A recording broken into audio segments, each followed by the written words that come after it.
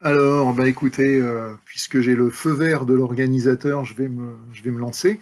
Bonsoir à tous. Donc, en cette soirée de 1er mai un peu particulière, c'est bien la première fois depuis des années que j'ai pas mal aux jambes un soir de 1er mai. Mais enfin, on va quand même, je crois pas que ce soit un hasard de la programmation, on va quand même discuter d'un sujet qui est en quelque sorte dans l'actualité, même s'il va nous faire remonter très loin dans le temps. C'est donc ce qu'on sait, ce qu'on pourrait savoir, ce qu'on peut savoir aujourd'hui de l'origine des inégalités de richesse. Alors, je précise bien donc d'entrée de jeu que je vais parler des inégalités de richesse, pas des inégalités en général. Il y a d'autres inégalités que les inégalités de richesse, hein, et en particulier dans les sociétés humaines. J'avais eu l'occasion de venir en parler à l'université il y a 3 ans de ça, je crois. Les inégalités, par exemple, entre les hommes et les femmes ont précédé les inégalités de richesse. Voilà. Alors, pour ceux, donc, je réinsiste, pour ceux qui ont envie de suivre cette intervention avec des images, il y a donc des diapositives qui ont été mises en ligne et que vous pouvez télécharger et mettre en suivant. Excusez-moi, mais voilà, j'ai chassé honteusement une méchante bestiole qui me distrayait. Alors, cette émergence des inégalités de richesse, si vous voyez le titre de la première diapo que je vous propose, on va donc la chercher, j'ai mis entre parenthèses, on va chercher son origine matérialiste. Comme c'est une université de philosophie, je dirai quelques mots là-dessus, j'y reviendrai dans un instant. Et si on passe donc à la deuxième diapositive, eh bien, on va se poser donc à montrer que toute explication, toute théorie de l'origine des inégalités de richesse doit essayer de répondre à 4 questions, hein, qui sont quand, hein, à quelle époque ça remonte, cette affaire-là, à cause de quoi, et c'est là où on va revenir sur le mot matérialiste, c'est-à-dire à cause de quels facteurs techniques, économiques, environnementales, de cet ordre-là, eh bien, on peut penser que les inégalités de richesse sont apparues. Troisième question, comment? C'est-à-dire, une fois qu'on a identifié le facteur ou qu'on pense l'avoir identifié, quel lien, quel mécanisme on établit entre ce facteur et la transformation des rapports sociaux qu'il est censé avoir entraîné? Et enfin, quatrième question, peut-être la plus difficile, sous quelle forme, c'est-à-dire à quoi a servi, à quoi a ressemblé la richesse dans les différentes sociétés. Alors, je vais revenir sur tout ça, bien sûr. Pour ça, donc, je vais suivre un plan, c'est la diapositive suivante. Je vais suivre un plan, je suis très gourmand en 5 parties, j'espère que je ne vais pas déborder de mon horaire de manière trop sauvage, en commençant donc en réalité 6 parties, puisque je vais commencer par un préliminaire philosophique qui ne sera pas très long, hein, mais où je reviendrai sur ce mot de matérialisme et en l'opposant à celui d'idéalisme. Les philosophes, les nombreux philosophes qui suivent cette conférence ne seront pas, comment dire, ne seront pas dépaysés, mais j'en dirai quand même quelques mots pour situer tout ça. Ensuite, en première partie, je rappellerai que les premières sociétés humaines sont des sociétés qui ignorent les inégalités de richesse. Je rappelle, elles n'ignorent pas forcément toutes les inégalités, mais elles ignorent les inégalités de richesse. Ce qui pose donc le problème de l'apparition de la richesse, forcément. Deuxième point, je dirais quelques mots de ce que l'archéologie peut nous apprendre, et on verra que l'archéologie, ma foi, rencontre vite ses limites en réalité, pour des raisons qu'on verra. Troisième partie, je dirais quelques mots, je m'arrêterai sur ce que j'ai appelé la théorie classique de l'émergence de la richesse et les problèmes qu'elle pose. Une quatrième partie parlera d'une hypothèse qui est apparue il y a maintenant à peu près 40 ans, qui est donc une hypothèse alternative autour du stockage. Et j'espère bien avoir le temps de vous dire quelques mots du fait que tout ça n'est pas une question résolue. Hein, c'est de la science. Hein, donc, on essaye de faire des théories qui fonctionnent mieux que les théories précédentes, mais toute théorie pose à son tour un certain nombre de questions non résolues. Hein. C'est comme au golf, hein. On essaye à chaque fois de se rapprocher du trou, mais à la différence du golf, on met jamais la balle dans le trou en science. Hein. On ne fait que s'en rapprocher idéalement à l'infini. Alors, je commence tout de suite par la diapositive suivante, donc mon préambule autour de l'idéalisme et le matérialisme. Alors, je ne vais pas faire un long cours de philosophie, hein, c'est pas le sujet du soir, mais je voudrais quand même rappeler que justement, philosophiquement, il y a des grands courants, hein, et que ces mots d'idéalisme et de matérialisme n'ont pas en philosophie le sens qu'ils ont dans la vie courante. Hein. Dans la vie courante, un idéaliste, c'est quelqu'un qui a un idéal, hein, qui croit à des choses nobles, voilà, et un matérialiste, c'est un consommateur effréné bon. Alors, c'est pas du tout ça en philosophie. En philosophie, l'idéalisme consiste, alors ça dépend après des circonstances, mais enfin, on va le faire simple, on va dire que concernant l'histoire des sociétés, l'évolution des sociétés, l'idéalisme va consister à expliquer les choses au bout du compte par les idées.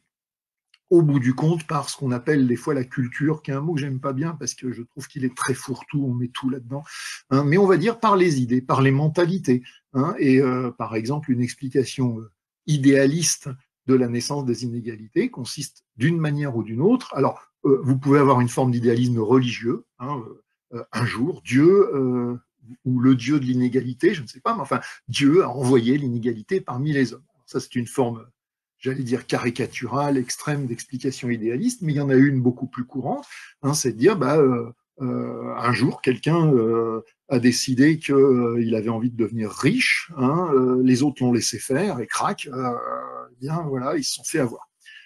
C'est en quelque sorte l'explication peut-être du plus célèbre des textes sur l'origine des inégalités, hein, celle de Rousseau. Rousseau propose une explication idéaliste. Je ne sais pas si vous avez ce texte en tête, hein, ce célèbre texte en tête, dit « Le premier qui un jour a eu l'idée d'enclore son champ et de dire « c'est à moi », etc., etc., celui-là, il a amené tous les malheurs du monde sur l'humanité, etc. » Alors, Rousseau a une explication, une formulation idéaliste. Il ne l'est pas tant que ça. C'est-à-dire que dans la suite du texte, il dit très bien, en réalité, je raconte les choses comme ça pour accrocher le lecteur, mais je sais très bien que pour que cette idée germe et qu'elle soit admise par les autres, il avait dû se passer tout un tas d'autres choses, il avait dû y avoir une évolution de l'industrie des techniques, etc., etc., qui ont fait que, à un moment donné, on s'est mis à enclore les champs. Voilà. Donc, on peut dire que Rousseau est un idéaliste par défaut, hein, sur cette question-là. Et moi, je me rattache donc à un courant qui s'appelle le matérialisme. Et le matérialisme va chercher l'origine des phénomènes sociaux, l'origine ultime des phénomènes sociaux, dans le domaine de la matière, c'est-à-dire de l'existence concrète des gens. Hein, et on va donc supposer que, au bout du compte, certes, les gens agissent en fonction de leurs idées, mais que leurs idées ne leur tombent pas du ciel, elles arrivent dans certains contextes, et c'est pas un hasard si à certaines époques, c'est certaines idées qui émergent, d'autres qui sont abandonnées, que des choses qui paraissent naturelles à une époque deviennent obsolètes à une autre, etc. Eh bien, le mouvement des idées, il a sa logique propre dans l'histoire, mais il est fondamentalement, c'est en tout cas le postulat matérialiste, il est fondamentalement dicté par les progrès de l'existence réelle, des rapports sociaux eux-mêmes, de la science, de la technique, de la manière. C'est la manière dont les hommes vivent qui dicte au bout du compte la manière dont les hommes pensent. Voilà, c'est ça le matérialisme. Enfin, en tous les cas, c'est ça mon matérialisme, dont je n'ai évidemment pas du tout inventé les termes, je n'ai fait que les reprendre. Alors, ceci étant posé, ça explique pourquoi moi je vais essayer de présenter des théories sur l'origine des inégalités qui sont des théories matérialistes, c'est-à-dire qui vont essayer de les expliquer par ce type de facteurs. Alors, on passe maintenant à la partie, on rentre dans le vif du sujet, c'est-à-dire la première partie, à l'origine, diapo suivante, à l'origine des inégalités sans inégalités, pardon, des sociétés sans inégalités socio-économiques. Alors, ou presque. Hein. En effet, on va toujours pouvoir éventuellement trouver que même dans la plus égalitaire sur le plan économique des sociétés, il y en a quand même qui ont des droits que d'autres n'ont pas, etc. C'est pas faux, mais il ne faut pas que l'arbre cache la forêt. Hein, on sait, et on le sait depuis longtemps d'ailleurs, hein, on le sait depuis au moins, en Occident, on le sait depuis au moins 4 ou 5 siècles, que les sociétés techniquement les plus primitives, hein, c'est-à-dire, allez, on va faire simple, les chasseurs-cueilleurs, hein, voilà. On verra ensuite que c'est pas si vrai que ça, mais c'est pas si faux non plus. Hein. Donc on va dire que les chasseurs-cueilleurs sont des sociétés économiquement égalitaires. Et ça avait frappé les Occidentaux, évidemment, dès qu'il y a eu les conquêtes coloniales, les explorations, etc. Bah, très rapidement, on a vu ça. Hein, et c'est bien d'ailleurs pour ça que Rousseau, au XVIIIe siècle, peut écrire un texte qui dit « Au départ, les inégalités n'existent pas, elles sont apparues au cours de l'évolution sociale. Hein, c'est sur la base de ces connaissances-là. » Alors, si on regarde donc finalement ce que l'ethnologie a pu observer comme société égalitaire de par le monde, bah, vous voyez la carte sur la diapo suivante. Hein, dans les 3, 4, 500 dernières années, et ben vous voyez qu'on a observé de manière directe et plus ou moins bien informée, selon les cas, un certain nombre de sociétés qui répondaient à ces critères-là. Alors, je vais pas y passer très longtemps parce qu'on va pas faire une énumération, mais enfin, disons pour commencer en haut à gauche, tout l'ensemble des Inuits et des Indiens qui étaient juste sous les Inuits, hein, dans la zone subarctique. Alors, un certain nombre d'autres Indiens d'Amérique, toute une zone dont je reparlerai en Amazonie, dans les plaines d'Amazonie, où là, ce ne sont en réalité pas des chasseurs-cueilleurs, ce sont des cultivateurs. Hein, alors, je ne sais pas, les Jivaros, par exemple, hein, réducteurs de tête, voilà, pour parler de gens dont les noms sont parfois connus. En Afrique, un certain nombre de peuples, dont au sud, les San ou Bushmen, ils ont plusieurs noms. Je ne sais pas si certains d'entre vous ont vu un vieux film qui s'appelle Les dieux sont tombés sur la tête. Et ben, ça se passe chez les Bushmen et le héros du film est en quelque sorte un Bushman. Et justement, le film joue en partie de ce ressort d'une société qui ignore tout des inégalités matérielles, qui est confrontée d'un seul coup à la société occidentale. On trouve un certain nombre de ces sociétés-là, donc en Asie du Sud-Est, voilà. Et puis l'ensemble australien qui est le plus vaste ensemble de chasseurs-cueilleurs jamais observé, une mine d'or pour l'ethnologie parce qu'il est extrêmement documenté. Alors évidemment, on ne sait pas tout, mais enfin, on a beaucoup, beaucoup de documents. Moi, il se trouve que j'ai pas mal bossé sur l'Australie, hein, et donc voilà, sur les chasseurs-cueilleurs. Alors, toutes ces sociétés-là, elles ont donc un certain nombre de points. Elles sont très différentes les unes des autres. Hein. Attention, quand on dit les chasseurs-cueilleurs, faut surtout pas, faut se méfier des généralisations. Hein. Comme on dit, les généralités sont généralement stupides. Hein, voilà. Donc, il faut se méfier des généralisations. Ces sociétés sont très différentes les unes des autres, hein, mais elles ont un certain nombre de points communs. Et en particulier, elles ont ce point commun d'assurer une égalité matérielle à peu près absolue entre leurs membres. Alors ça, c'est évidemment extrêmement frappant pour nous, hein, qui vivons dans une société où on est très très loin de ça. Alors cette égalité matérielle va être assurée de diverses façons. Par exemple, chez les Bushmen, donc diapositive suivante, vous voyez un Bushman en train de chasser avec son petit arc empoisonné, enfin avec sa flèche empoisonnée. Hein. Premier aspect, ce sont des sociétés où quand vous êtes membre, alors on va dire d'une tribu, d'un groupe, tous ces mots-là posent problème, mais enfin vous êtes membre d'une collectivité sociale, on va dire, voilà, vous avez de droit accès à un certain nombre de ressources. C'est-à-dire qu'en gros, ce qui est sur le territoire de votre collectivité, vous pouvez vous servir, voilà, tant que c'est de manière raisonnable, mais les gens n'ont aucune bonne raison de ne pas être raisonnables, si j'ose dire. Donc, par exemple, chez les Bushmen, si vous arrivez même éventuellement sur un territoire contrôlé par un autre groupe, en théorie, vous êtes censé demander la permission d'utiliser les ressources, en particulier l'eau. Hein, ces gens-là vivent dans le désert, donc l'eau, c'est quand même une ressource critique. Et il y en a un qui un jour raconte à l'ethnologue en disant quand tu arrives dans un endroit comme ça où tu n'es pas chez toi, si tu as besoin d'eau, tu demandes la permission au chef d'abord. Et là, l'autre dit en rigolant, ouais, enfin bon, quand on a soif, on n'a pas le temps de demander la permission. Hein, donc voilà, toutes ces choses-là s'arrangent assez bien. Si vous allez à la diapo suivante, bah, c'est un aborigène australien en plein maniement de son propulseur, hein, donc cette espèce de morceau de bois, enfin je le fais comme ça, il était plutôt comme ça, qui servait à démultiplier la force de levier pour projeter des saguets. les Australiens ignoraient l'arc. Hein. Sur tout le continent australien, il n'y avait pas d'arc. C'était les seuls chasseurs-cueilleurs au monde qu'on a vus qui ne connaissaient pas l'arc. Toujours est-il que chez les Australiens, un Australien a dit un jour à un ethnologue, mon territoire, mon pays, enfin, je ne sais pas comment il faut le traduire, mais hein, mon pays, c'est l'endroit où je peux tailler du bois pour me faire un boomerang ou un propulseur sans avoir besoin de demander la permission à quiconque. Hein, donc, vous voyez, c'est tout à fait caractéristique de ce type de société. Excusez-moi.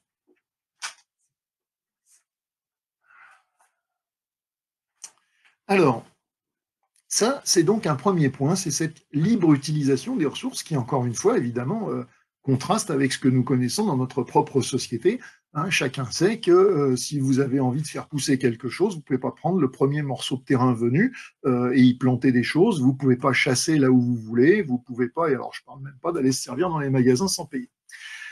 Deuxième aspect dans ces sociétés, non seulement les gens donc avaient un accès égal aux ressources de leur territoire tribal, même si le mot n'est pas très juste, il y a des mécanismes qui assurent la circulation des produits. C'est-à-dire que même si vous êtes un super bon chasseur ou inversement un chasseur pas doué, en réalité, le super bon chasseur ne mange pas mieux que le chasseur pas doué. Hein, quels sont ces mécanismes? Alors, par exemple, dans la diapo suivante, pour les îles Andaman, bon, je sais que tout le monde sait où c'est, mais je vais quand même leur dire, les îles Andaman sont des îles qui sont très proches, qui sont dans le golfe de Thaïlande, très proches de la Thaïlande, mais qui en fait appartiennent à l'Inde. Hein, voilà.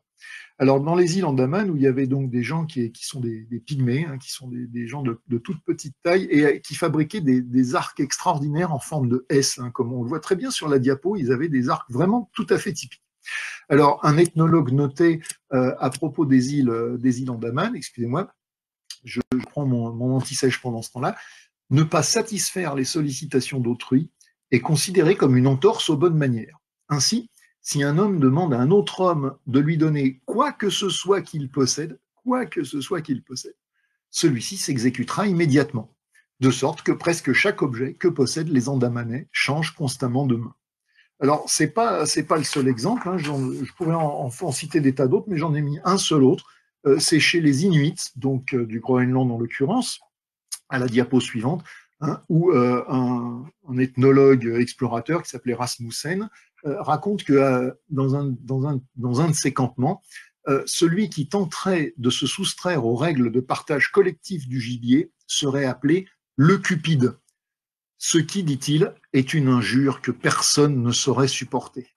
Alors, vous voyez, avec tout ça, on voit à quel point on est dans un monde différent. Mais je garde peut-être le meilleur pour la fin. Ben, je retourne chez les Bushmen, où là aussi, il y avait des règles de partage du gibier, ce qui fait qu'en gros, dès que quelqu'un chopait quelque chose à la chasse, surtout du gros, hein, tout s'était partagé de manière totalement équitable et tout le monde avait à manger. Et donc là, un jour, l'ethnologue dit mais quand même, vous êtes dans le désert, vous n'avez pas une vie qui est facile tous les jours, vous n'êtes jamais tenté de garder la nourriture dans un coin, vous la mangez, et puis vous faites celui qui n'a rien attrapé, et puis voilà. Et l'ethnologue dit cette idée suscite des rires gênés, hein, et les gens sont un peu horrifiés et répondent comme ça, mais c'est les lions qui font comme ça, c'est pas les êtres humains. Hein, voilà. Alors vous voyez à quel point les choses ont changé. Hein, voilà. Alors, j'attaque maintenant donc la deuxième partie, qui est l'approche archéologique. On pourrait se dire, bah, c'est pas compliqué. Pour savoir quand les inégalités de richesse sont apparues, bah, il suffit de creuser. Et vous savez qu'en archéologie, bah, en gros, plus on creuse profond, plus on regarde loin. Hein, et donc, tac, au moment où on voit apparaître les inégalités de richesse, bah, ça y est, c'est que c'est là. Eh bien, malheureusement, les choses sont pas si simples et elles sont même pas si simples de plein de façons différentes. Alors, juste pour fixer les idées, je vais pas la commenter trop longuement parce que sinon ça va nous faire rester, je risque de déborder. La diapositive suivante rappelle les très grandes périodes de la préhistoire, Là aussi, c'est à la hache grossièrement taillée, hein, si j'ose dire. Pourquoi? Parce que ces périodes, d'abord, sont peut-être pas aussi nettes que ce qu'elles ont l'air. Les critères peuvent être discutés. D'un continent à l'autre, évidemment, elles sont extrêmement variables. Enfin, tout ça est dans le détail infiniment plus compliqué que ce que je peux représenter sur cette diapo. Mais enfin, il faut bien se donner quelques repères pour commencer. Alors ça, c'est la succession, on va dire, classique européenne, où on va dire, alors je vais la lire de droite à gauche, hein, vous voyez, on va dire que la dernière grande mutation, c'est celle qu'on appelle les civilisations ou l'Antiquité, hein, où apparaissent les villes, l'écriture, l'État, etc., etc.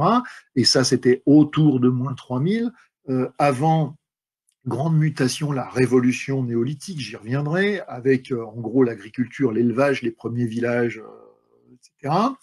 Euh, avant ça, l'homme moderne arrive en Europe autour de moins 45 000. L'homme moderne, c'est-à-dire celui qui, en gros, biologiquement, alors peut-être pas 100% nous, mais enfin, c'est notre espèce. Hein, vraiment, c'est des gens qui, voilà, on aurait été interféconds avec ces gens-là.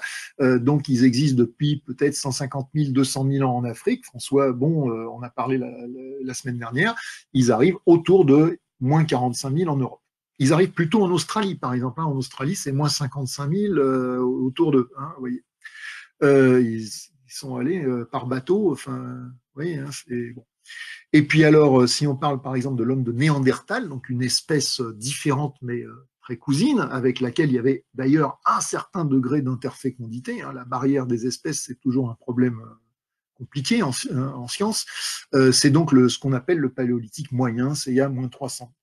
Alors, creusons. Hein, aujourd'hui, pas de problème, il n'y a pas besoin de beaucoup creuser pour trouver les inégalités, il suffit d'ouvrir les yeux, hein, ça c'est pas dur. Creusons dans le passé. Pour ce qui est de l'Antiquité, ça ne fait évidemment aucun doute. Rome, la Grèce, etc. Personne ne s'est jamais demandé si c'était des sociétés égalitaires. Hein, c'est une question absurde. Avant. Alors avant, on va trouver par exemple un exemple emblématique. C'est celui de la diapositive suivante. C'est donc la nécropole de Varna en Bulgarie, avec quelqu'un qui, il y a vers moins 4500, était bardé d'or, etc. Plusieurs kilos, hein, si je me souviens bien. Alors, vous voyez, quand vous trouvez une tombe comme ça, vous avez quand même pas beaucoup de doutes. Vous vous dites, bon, voilà, c'est une société inégalitaire du point de vue de la richesse. Tout le monde n'avait pas ça dans sa tombe. Voilà. Mais alors, jusque-là, tout va bien. Personne ne remet en doute le fait qu'en moins 4500 à Varna, les sociétés étaient déjà fortement inégalitaires du point de vue de la richesse. Mais alors, vous voyez, un exemple qui pose beaucoup plus de difficultés, le suivant. Donc, les tombes de Sungir en Russie, ça c'est moins 30 000, donc vous voyez que ça nous fait faire un sacré bond dans le temps. Une période traditionnellement tenue comme égalitaire, des chasseurs-cueilleurs égalitaires, etc. Et là, on retrouve une tombe double avec notamment avec un adulte et un adolescent ou un préadolescent. Et alors un barda en particulier de perles d'ivoire, des milliers ou des dizaines de milliers, je ne me rappelle plus très bien, hein, mais quelque chose qui fait que on se dit, est-ce que tout le monde pouvait avoir ça, hein, et est-ce que celui qu'on enterre avec quelque chose qui représente sans doute, peut-être, manifestement, rayez les mentions inutiles, des centaines, des milliers d'heures de travail, eh ben c'est pas n'importe qui. Et est-ce que ça ne trahit pas l'existence d'une différenciation par la richesse, si ancienne soit-elle? Alors, vous voyez que dans la diapo suivante, j'ai représenté ça. Selon que vous prenez Varna, selon que vous prenez Sungir, et puis il faut se rappeler qu'en préhistoire, on ne raisonne que sur ce qu'on a retrouvé. Mais par définition, on n'a pas tout retrouvé. Hein. Et donc, vous voyez que c'est un grand point d'interrogation sur si ça se trouve, on pourrait trouver une tombe qui bouleverse les datations. Alors, en général, ça les bouleverse toujours dans le sens de l'ancienneté, hein, parce que une fois qu'on a trouvé quelque chose d'ancien, ça c'est acquis, à moins qu'on ait fait une erreur de datation. Mais enfin, ça c'est de plus en plus rare. Alors, vous voyez, Sungir, donc c'est cette tombe double de Russie il y a 30 000 ans, nous pose le problème de savoir si ce qu'on a tendance à interpréter comme de l'inégalité de richesse en est vraiment. Et ça, en archéologie, ça va être très compliqué à répondre à ça. trouver quelqu'un avec une parure. Est-ce que sa parure, c'était juste joli? Ou est-ce que c'était joli et que ça valait, alors entre guillemets, de l'argent, mais en tous les cas que ça pouvait être échangé contre des biens matériels et que c'était le fruit de l'appropriation du travail d'autres, etc. Vous n'avez pas la réponse et personne ne l'a. Alors, vous voyez, le problème de l'inégalité en archéologie se pose dans un sens, mais il se pose aussi dans l'autre. La diapo suivante nous montre des choses de Nouvelle-Guinée, les hautes terres de Nouvelle-Guinée, où l'ethnologie le sait, il y a des riches et des pauvres. Hein.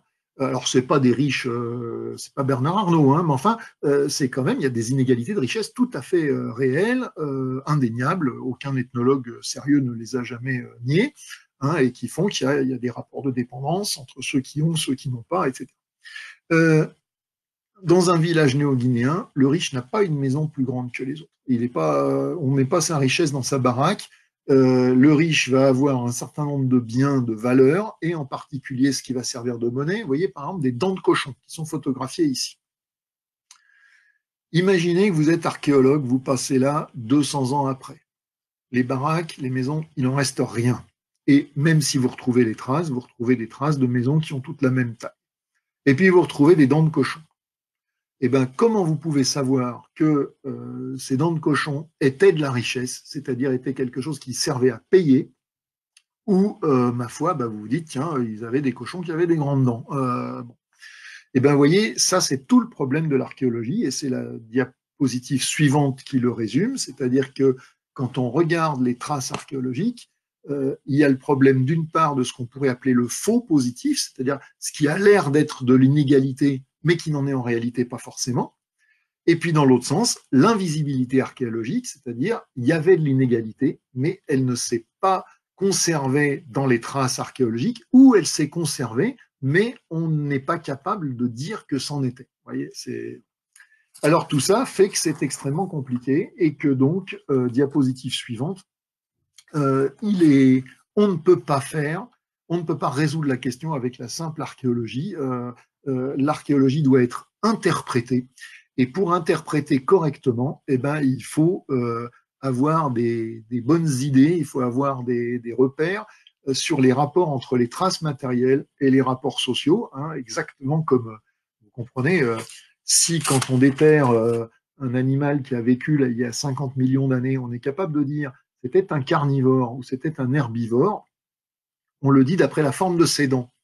Et comment on arrive à le dire d'après la forme de ses dents? Parce qu'en étudiant des animaux vivants, on a établi un rapport nécessaire entre le régime alimentaire et la forme des dents. Et c'est ce qu'on essaye de faire sur les sociétés. C'est beaucoup plus compliqué, c'est beaucoup plus difficile, mais c'est ça l'idée, c'est de dire quand on fait de l'anthropologie sociale, on va essayer d'établir des rapports nécessaires entre des traits sociaux et ce que les archéologues peuvent ensuite retrouver sous forme matérielle. Et quand on y arrive, on peut ensuite remonter en disant, vous voyez, tel et tel et tel élément, c'est un marqueur de tel trait social, ou c'est un marqueur probable de tel trait social, ou ça ne marche pas du tout, on le sait, etc., etc. Et on essaye de se méfier des faux semblants. Alors, j'aborde maintenant la partie suivante, en essayant de ne pas trop déborder sur le temps, mais je suis très mal parti. Bon, voilà. La partie suivante, c'est donc la théorie classique et sa critique.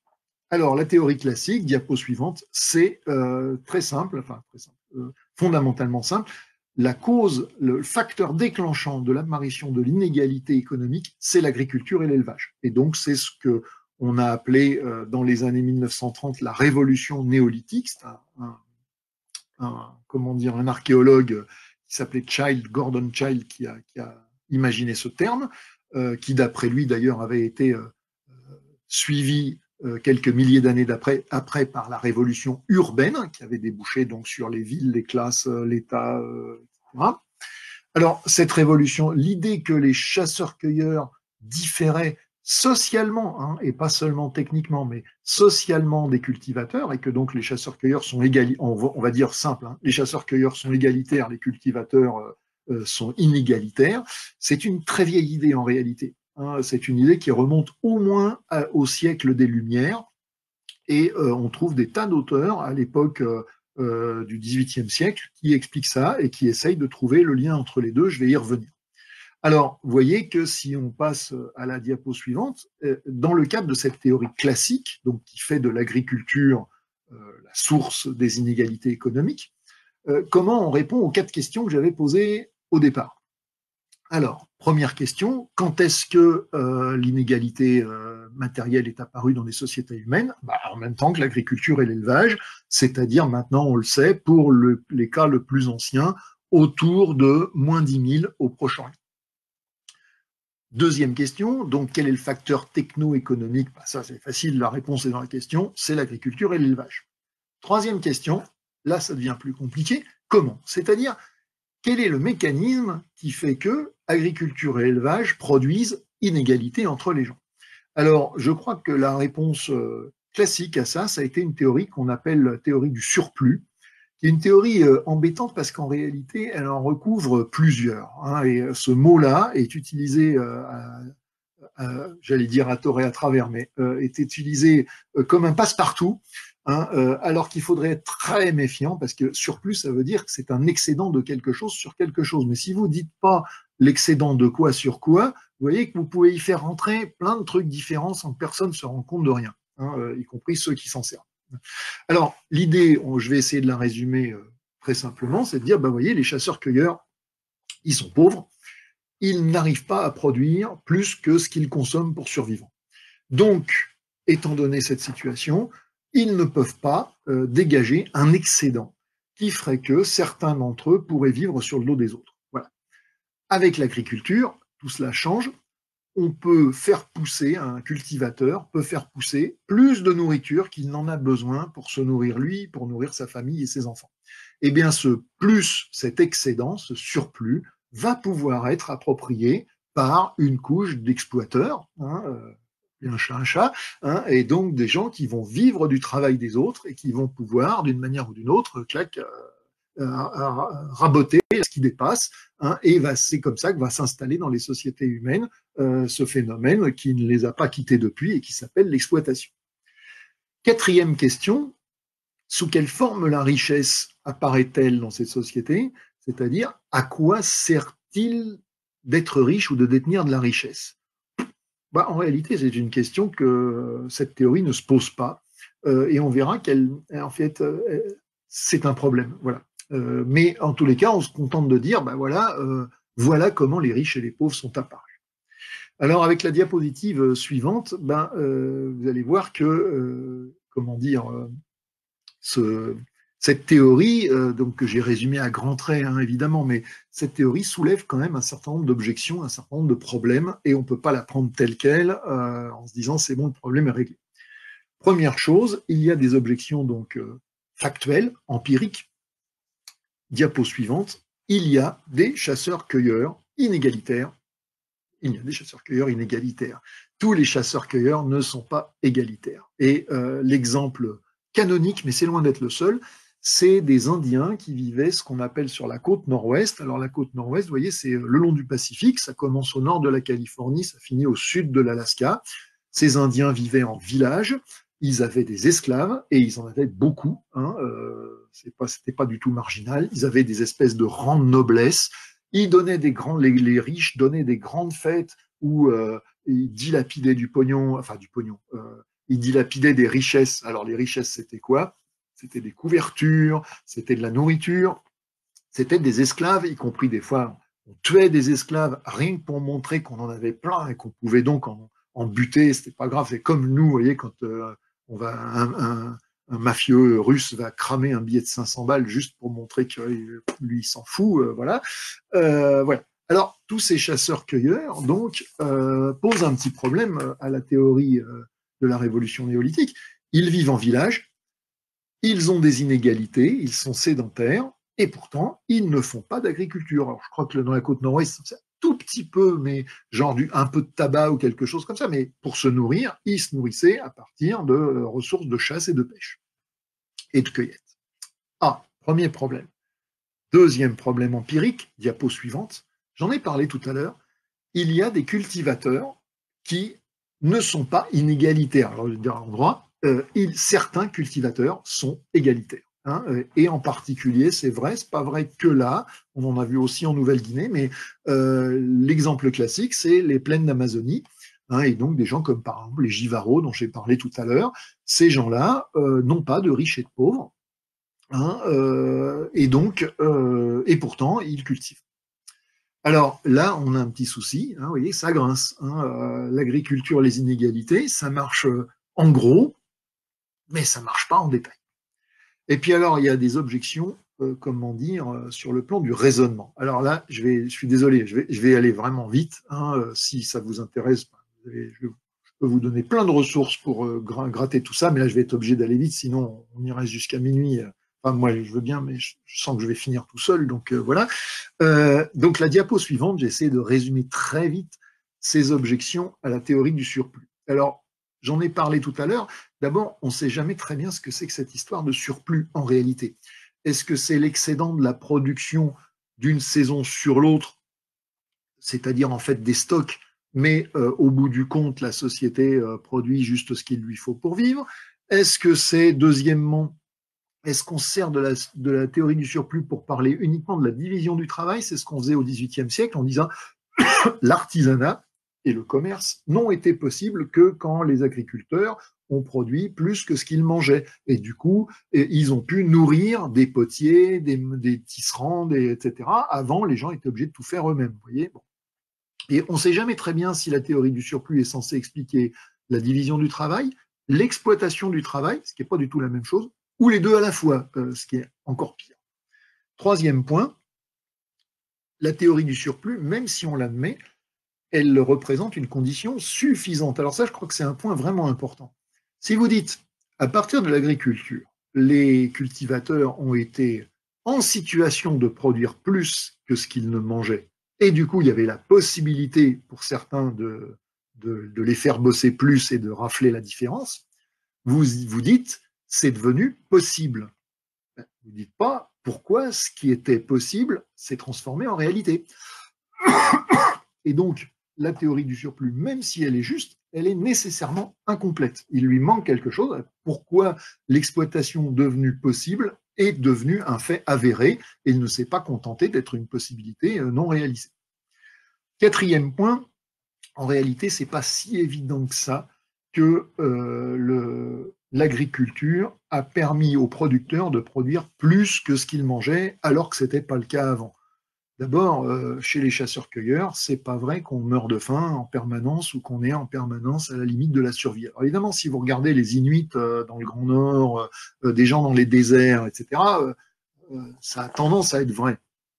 Mais bien comprendre qu'il y a 10 000 ans, il y avait des chasseurs-cueilleurs partout dans le monde, donc y compris dans des endroits où il y avait des tas de trucs qui poussaient, qui étaient très giboyeux, et ces chasseurs-cueilleurs-là, on peut légitimement supposer qu'ils n'avaient pas tellement de problèmes à se nourrir. Et en réalité, il y a plein d'indices qui montrent que pardon, l'agriculture naissante n'a pas dégagé une productivité, n'a pas permis au travail humain d'être en soi plus rentable, enfin, j'emploie un mot anachronique, mais plus productif que ne l'était la chasse-cueillette. Alors, je sais que cette idée, comment dire, est tout à fait contre-intuitive.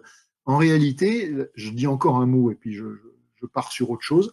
En réalité, l'agriculture a surtout servi à ce qu'il y ait plus de gens par unité de surface. Mais vous voyez, c'est pas pareil. Hein. Et donc, c'est une innovation technique qui a eu comme impact évident de démultiplier le rendement du sol, c'est-à-dire la quantité de nourriture qu'on pouvait sortir sur une surface donnée.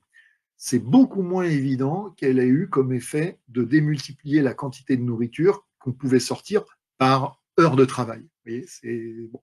Je mets ça, enfin voilà, j'avance. Alors, j'arrive maintenant, donc, pardon, j'ai oublié le dernier point, la dernière objection à la théorie du surplus. Eh bien, je l'ai dit tout à l'heure, c'est un raisonnement qui est aveugle aux formes sociales, au sens où on dit, ben voilà, à partir du moment où la richesse, où les inégalités de richesse sont devenues possibles, elles se sont réalisées. Ouais, mais sous quelle forme? À quoi elles servaient? Pourquoi? Comment? On ne sait pas, c'est pas précisé. Après, chacun peut broder comme il veut, mais la théorie ne le dit pas. Voilà.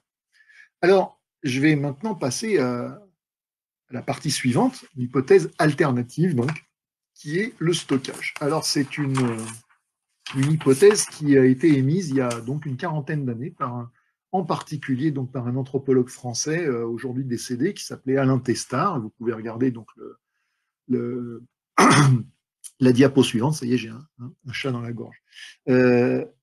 C'était donc au début des années 80, et Testard a dit, vous voyez, l'agriculture, ça grince un peu, ça marche pas très bien en réalité par rapport aux faits, mais ce qui marche très bien, c'est est-ce que votre économie repose ou non sur un stockage significatif. Alors, on va voir, et donc, si vous avez du stockage, vous avez des inégalités économiques. Si vous n'avez pas de stockage, vous avez une société égalitaire. Alors, du point de vue empirique, ça marchait vraiment très bien. Enfin, pas complètement bien, mais beaucoup mieux. En effet, diapo suivante, vous voyez, une maison de ces fameux Indiens de la côte nord-ouest dont je parlais il y a quelques temps, il y a quelques minutes, eh bien cette maison, vous voyez, ces Indiens-là donc ne font pas d'agriculture, mais ils sont stockeurs. Et ce qu'on voit comment au plafond là qui est en train de pendre, c'est pas les chaussettes des habitants, c'est du poisson. Hein. Ces Indiens ramassaient du saumon à la période où les saumons remontaient sur les fleuves, ils les séchaient, etc. Et c'est avec ça qu'ils passaient l'hiver. Et donc ils faisaient pas d'agriculture, mais ils stockaient comme des producteurs de céréales. Voilà. Et puis, diapo suivante, inversement, mes Amazoniens qui, eux, sont cultivateurs, mais n'ont pas d'inégalité, eh ben, ce sont des cultivateurs non stockeurs. Ce sont des gens qui font du manioc, et le manioc, c'est pas saisonnier, ça ne se plante pas, ça ne se stocke pas sous forme de graines, etc. Voilà. Et donc, Testard proposait, sur cette base, de dire, ben voilà, l'origine, enfin, le marqueur des inégalités, plus ou moins le déclencheur de l'apparition des inégalités, c'est donc le stockage. Alors, à la diapo suivante, j'accélère un petit peu parce que je sens que je vais être beaucoup trop long, mais tant pis, je finirai un peu en queue de poisson peut-être, du poisson séché évidemment. Donc les trois mondes d'Alain Testard, Testard disait finalement, moi aussi je fais comme Gordon Child, hein, je dis il y a trois grands types de sociétés, mais je ne vais pas les définir tout à fait pareil, je ne vais pas dire que c'est les chasseurs, les agriculteurs et puis la civilisation. Je vais dire que c'est le monde 1, le monde des sociétés sans richesse, le monde 2, celui des sociétés où il y a de la richesse, mais pas encore des classes sociales, et donc la richesse et les inégalités de richesse sont apparues avec le stockage, hein, on est d'accord. Et puis le monde 3, c'est le nôtre, c'est les sociétés de classe, c'est-à-dire les sociétés où il y a les moyens de production qui sont détenus.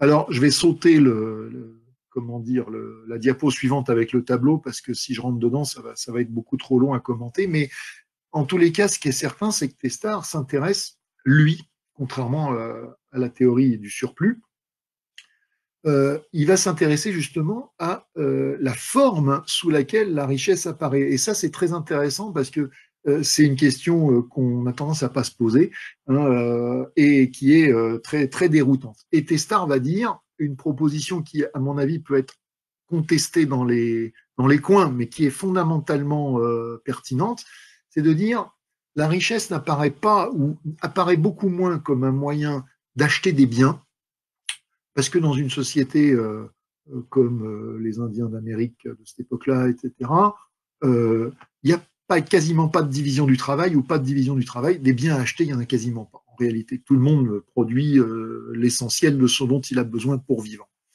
En revanche, la richesse va apparaître comme un moyen, alors attention, c'est un petit peu abstrait, comme un moyen de solder ses obligations sociales. C'est-à-dire qu'il y a un certain nombre de circonstances où dans des sociétés sans richesse, vous devez payer de votre personne. Eh bien, c'est quoi la richesse? La richesse va arriver au moment où, au lieu de payer de sa personne, on va dire, je vais donner des biens matériels et puis ça fera l'affaire. Alors, les deux grands domaines dans lesquels ça va se passer, c'est le mariage et la justice. Alors, diapo suivante, le mariage. Donc, dans une société sans richesse, telle que les Bushmen qui sont représentés ici, mais c'est valable pour l'Australie, etc., quand vous êtes un homme et que vous devez vous marier, c'est souvent très lourd. C'est-à-dire qu'il va falloir indemniser les beaux-parents. Alors, l'indemnisation des beaux-parents peut se faire de plein de façons, mais elle ne se fait jamais avec des biens matériels, et c'est pour ça que c'est des sociétés sans richesse. Donc, comment vous allez indemniser vos beaux-parents? Ça peut être vous donnez une femme en échange. Alors c'est le principe de ce qu'on appelle l'échange de sœurs. En gros, deux hommes, pardon, deux hommes ont des droits. Allez, carrément quelque chose de travers. Deux hommes ont des droits sur les femmes. Ben, ils vont se les échanger. Hein. En gros, je te file ma sœur, tu me files la tienne, et puis on est bons amis et beaux-frères.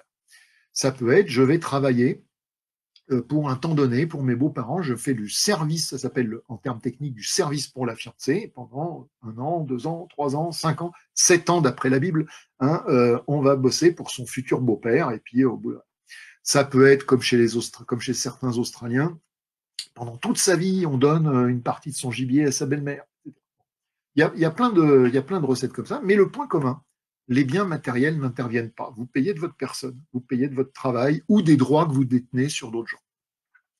Qu'est-ce qui va arriver avec la richesse? Il va arriver un truc, là aussi un peu étonnant, qui s'appelle en anthropologie le prix de la fiancée. C'est-à-dire qu'au lieu d'aller bosser, au lieu de filer une femme en échange, vous allez payer, vous allez filer des biens. Et par exemple, c'est ce qui se passe avec la diapo suivante, avec les papous. Mais c'est très très banal en ethnologie, hein, où pour se marier, on va filer 20 cochons, 30 cochons, 40 cochons, etc. à ses beaux-parents. On paye, on achète en quelque sorte la femme. On n'achète pas vraiment la femme, on achète des droits sur la femme, mais enfin, c'est ça le principe. Et donc, à quoi ça sert d'avoir des cochons? Ben, ça sert à se marier. Hein, ça ne sert pas à manger tous les jours, ça ne sert pas à payer son loyer, il n'y en a pas, ça ne sert pas, etc. Mais ça sert à se marier. Et si vous êtes un homme pauvre, eh ben, vous ne pouvez pas vous marier, vous êtes obligé d'aller voir un riche qui va éventuellement vous prêter votre prix de la fiancée, et vous, du coup, vous allez bosser pour le riche, vous allez lui rembourser avec intérêt. Dans les assemblées de village, vous allez toujours voter pour lui, et le jour où il dit on va casser la gueule à Bidule, ben, vous êtes obligé d'aller avec lui pour aller casser la gueule à Bidule et vous faire casser la vôtre au passage. Enfin, vous voyez, c'est ça, c'est comme ça que la dépendance s'instaure dans les rapports sociaux.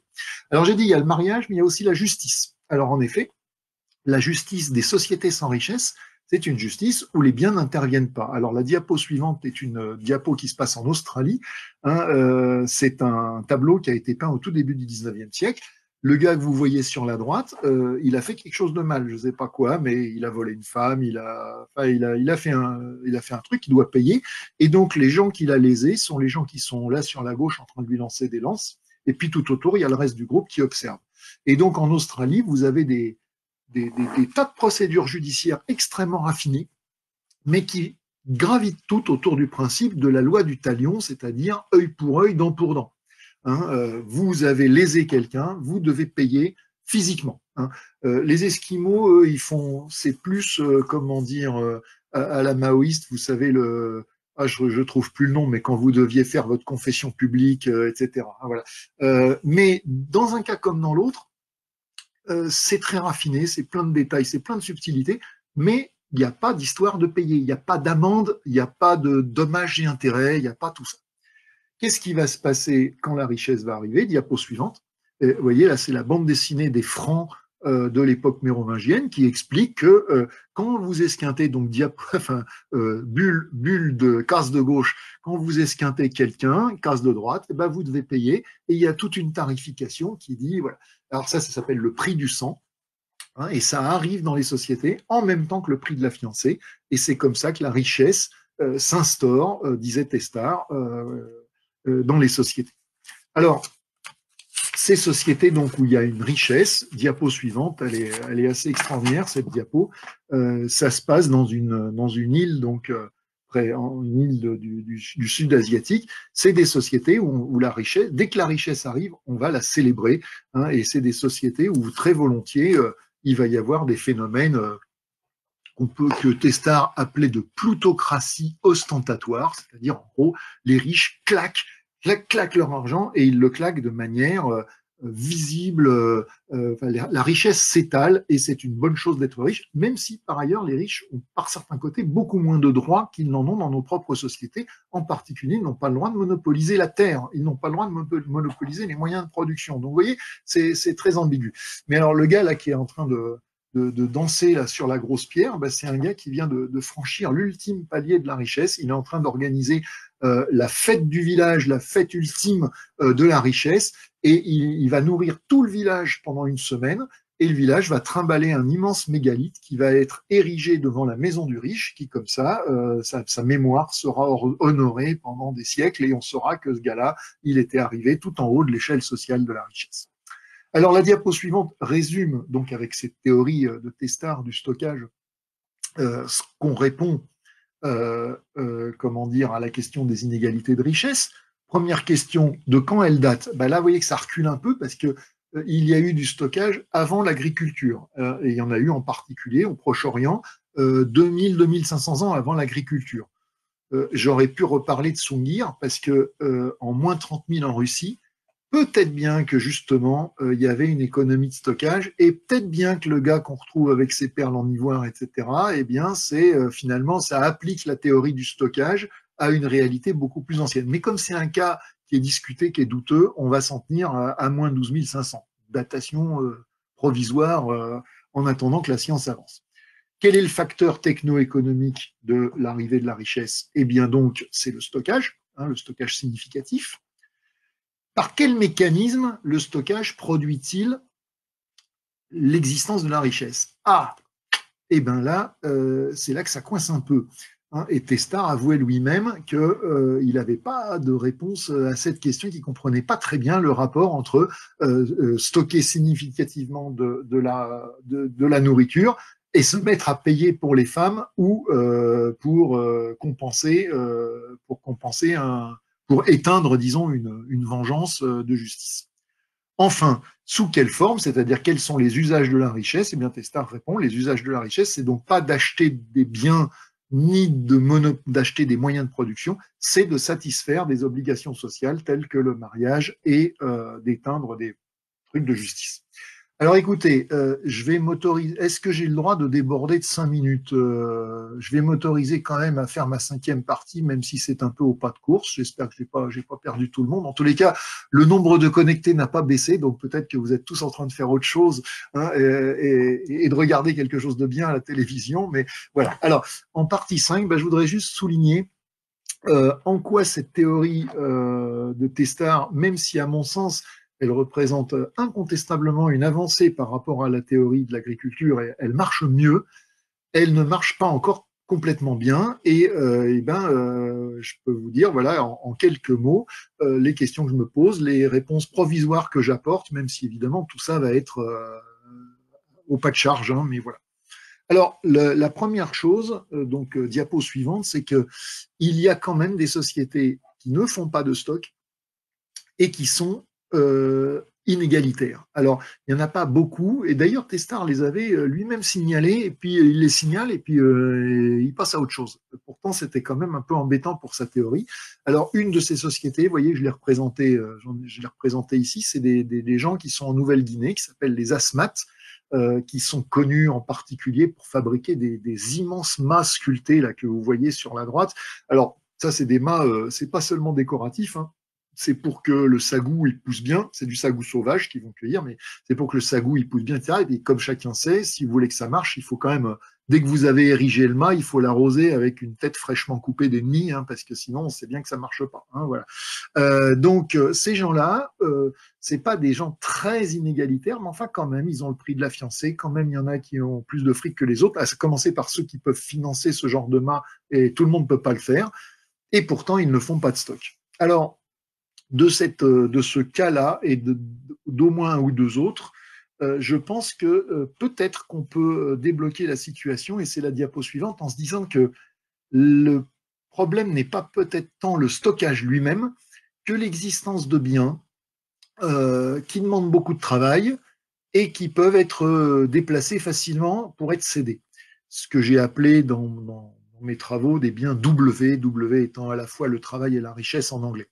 Mais l'idée étant de dire, finalement, le stock n'est qu'une forme possible de ces biens-là, mais d'une manière générale, à partir du moment où dans votre société vous mettez à faire, je sais pas moi, des pirogues, des trucs comme ça, enfin des trucs qui demandent beaucoup de boulot et que vous pouvez transférer, eh bien, l'énigme sur laquelle butait Testard, c'est-à-dire pourquoi les stocks ont entraîné le paiement du prix de la fiancée à la place des prestations qu'il y avait avant, elle se résout toute seule. C'est-à-dire qu'à partir du moment où, dans votre société, vous produisez des biens qui demandent beaucoup de travail, et vous en produisez de manière régulière, significative, etc.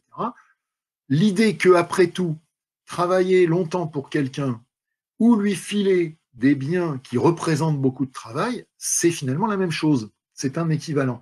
Et c'est comme ça que on peut penser que les sociétés qui produisaient justement ce type de biens un peu en quantité ont basculé et se sont mis à dire que plutôt que de fournir du temps de travail, on pouvait tout aussi bien fournir des biens qui représentaient du temps de travail. Hein, quitte à mettre le doigt dans un engrenage que personne maîtrisait, parce que c'est un peu ce qui s'est passé. Alors ça, c'est donc une première catégorie d'objections, mais je ne dis pas que je suis satisfait à 100% de cette explication, que je suis certain qu'elle fonctionne, etc. Deuxième catégorie d'objections, c'est que on a en ethnologie des sociétés qui sont inégalitaires, mais où il n'y a ni prix de la fiancée, ni paiement ni prix du sang.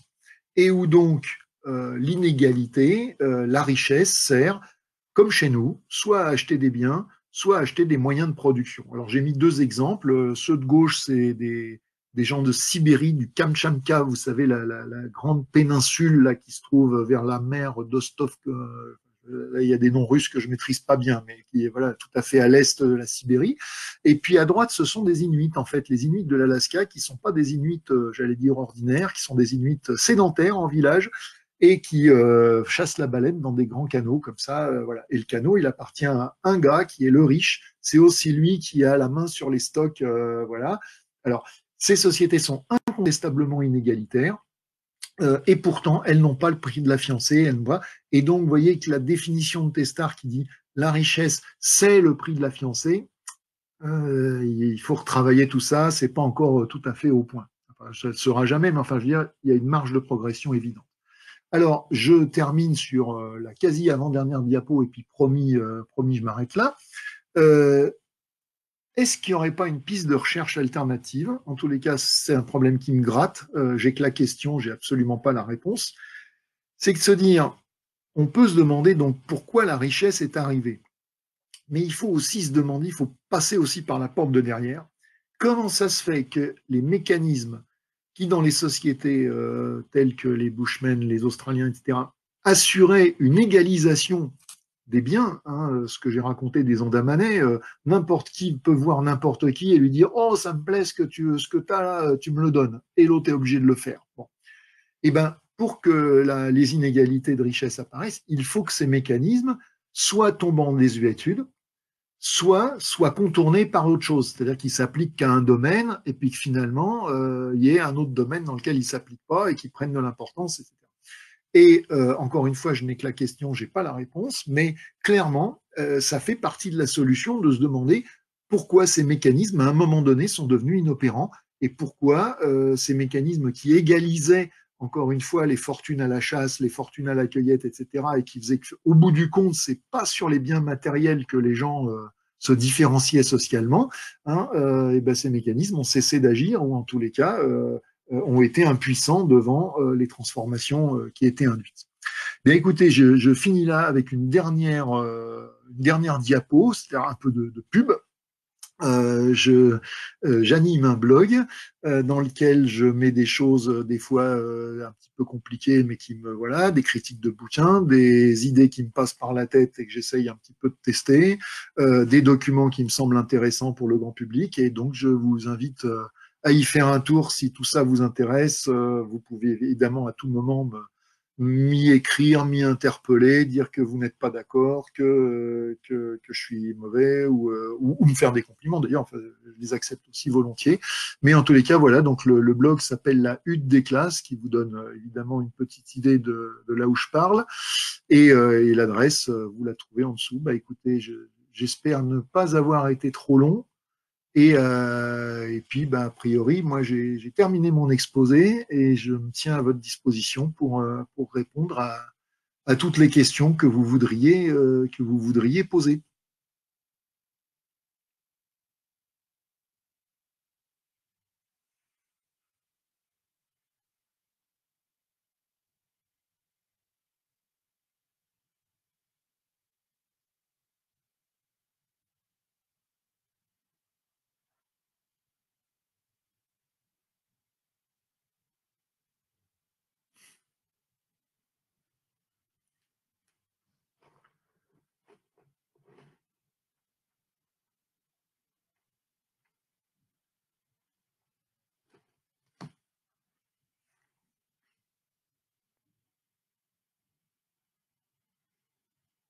Bon, ben, merci pour les compliments. Alors, quelqu'un a mis travailler plus pour gagner plus. Le principe de la richesse, c'est pas ça, hein. Le principe de la richesse, c'est travailler plus pour qu'un autre gagne plus, hein. C'est à partir de là que tout devient intéressant, hein. C'est le vieux dicton, le monde appartient à ceux qui ont des usines dans lesquelles on se lève tôt, hein. Voilà.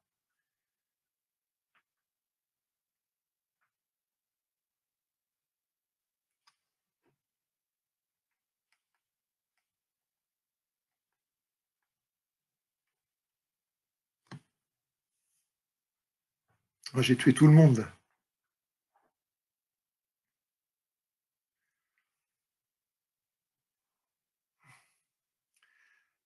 Alors, une question. Est-ce qu'on comprend l'apparition du concept de possession de propriété? Ah, alors là, vous mettez le doigt sur quelque chose qui me travaille. Je crois que c'est vraiment une question intéressante et j'ai pas la réponse. Alors, j'ai des bouts de réponse. Je crois que la réponse très traditionnelle, c'est de dire que dans les sociétés sans richesse, la propriété n'existe pas, la propriété privée. Il n'y a de propriété que collective et que donc la, comment dire, l'inégalité arrive avec la propriété privée. C'est une idée très très commune, très répandue, qui court du XVIIIe siècle à Marx, qui la reprend beaucoup. Dès qu'on regarde dans le détail, on s'aperçoit que c'est beaucoup plus compliqué que ça. D'abord, même dans les sociétés sans richesse, c'est pas vrai qu'il n'y a pas de propriété. Il y en a. Tous les objets ne sont pas également cessibles. Ils ne sont pas également cessibles à n'importe qui. Il y a une anecdote moi que je raconte souvent. Enfin, c'est pas une anecdote personnelle, hein, mais j'ai trouvé ça dans un livre. C'est un anthropologue célèbre qui s'appelle Malinowski, qui va faire des études dans des îles près de la Papouasie-Nouvelle-Guinée et qui dit je voulais savoir à qui était le champ. Donc je demande à un gars à qui il est le champ. Le gars me répond, me donne la réponse. Puis comme en ethno quand même, il faut se méfier de ce que vous disent les gens. Je vais en demander un deuxième pour être sûr, quoi. Voilà. Et le gars me donne une autre réponse. Alors du coup, je vais en voir un troisième, hein, voilà. Et le troisième me donne encore un autre nom. Et je vais voir tout le village, et au bout du compte, j'ai, je ne sais plus si c'était 5 ou 6 noms. Et Malinowski dit, bah, au début, j'ai cru qu'il se foutait de moi, et en fait, pas du tout. C'est simplement que la propriété de ce champ était en fait un entrelac, un entrelacement de droits. Comprenez, nous, on a tendance à raisonner en occidentaux. Il y a la propriété, enfin, dire, ce qui est à moi n'est pas à vous, et ce qui est à vous n'est pas à moi, et voilà, et c'est bien, c'est clair, c'est étanche, c'est net. En réalité, ça peut être beaucoup plus compliqué que ça. Et donc, dans ces sociétés-là, le même bien peut tout à fait être l'objet d'un entrelac de droits, voilà, et avoir en quelque sorte plusieurs propriétaires, mais pas au même titre, hein, voilà. Et Malinowski disait, si vous essayez de comprendre la propriété dans les îles Trobriand avec nos catégories à nous de propriété collective ou privée, vous êtes mort, vous allez rien comprendre. Et très honnêtement, je pense que personne n'a jamais fait le boulot.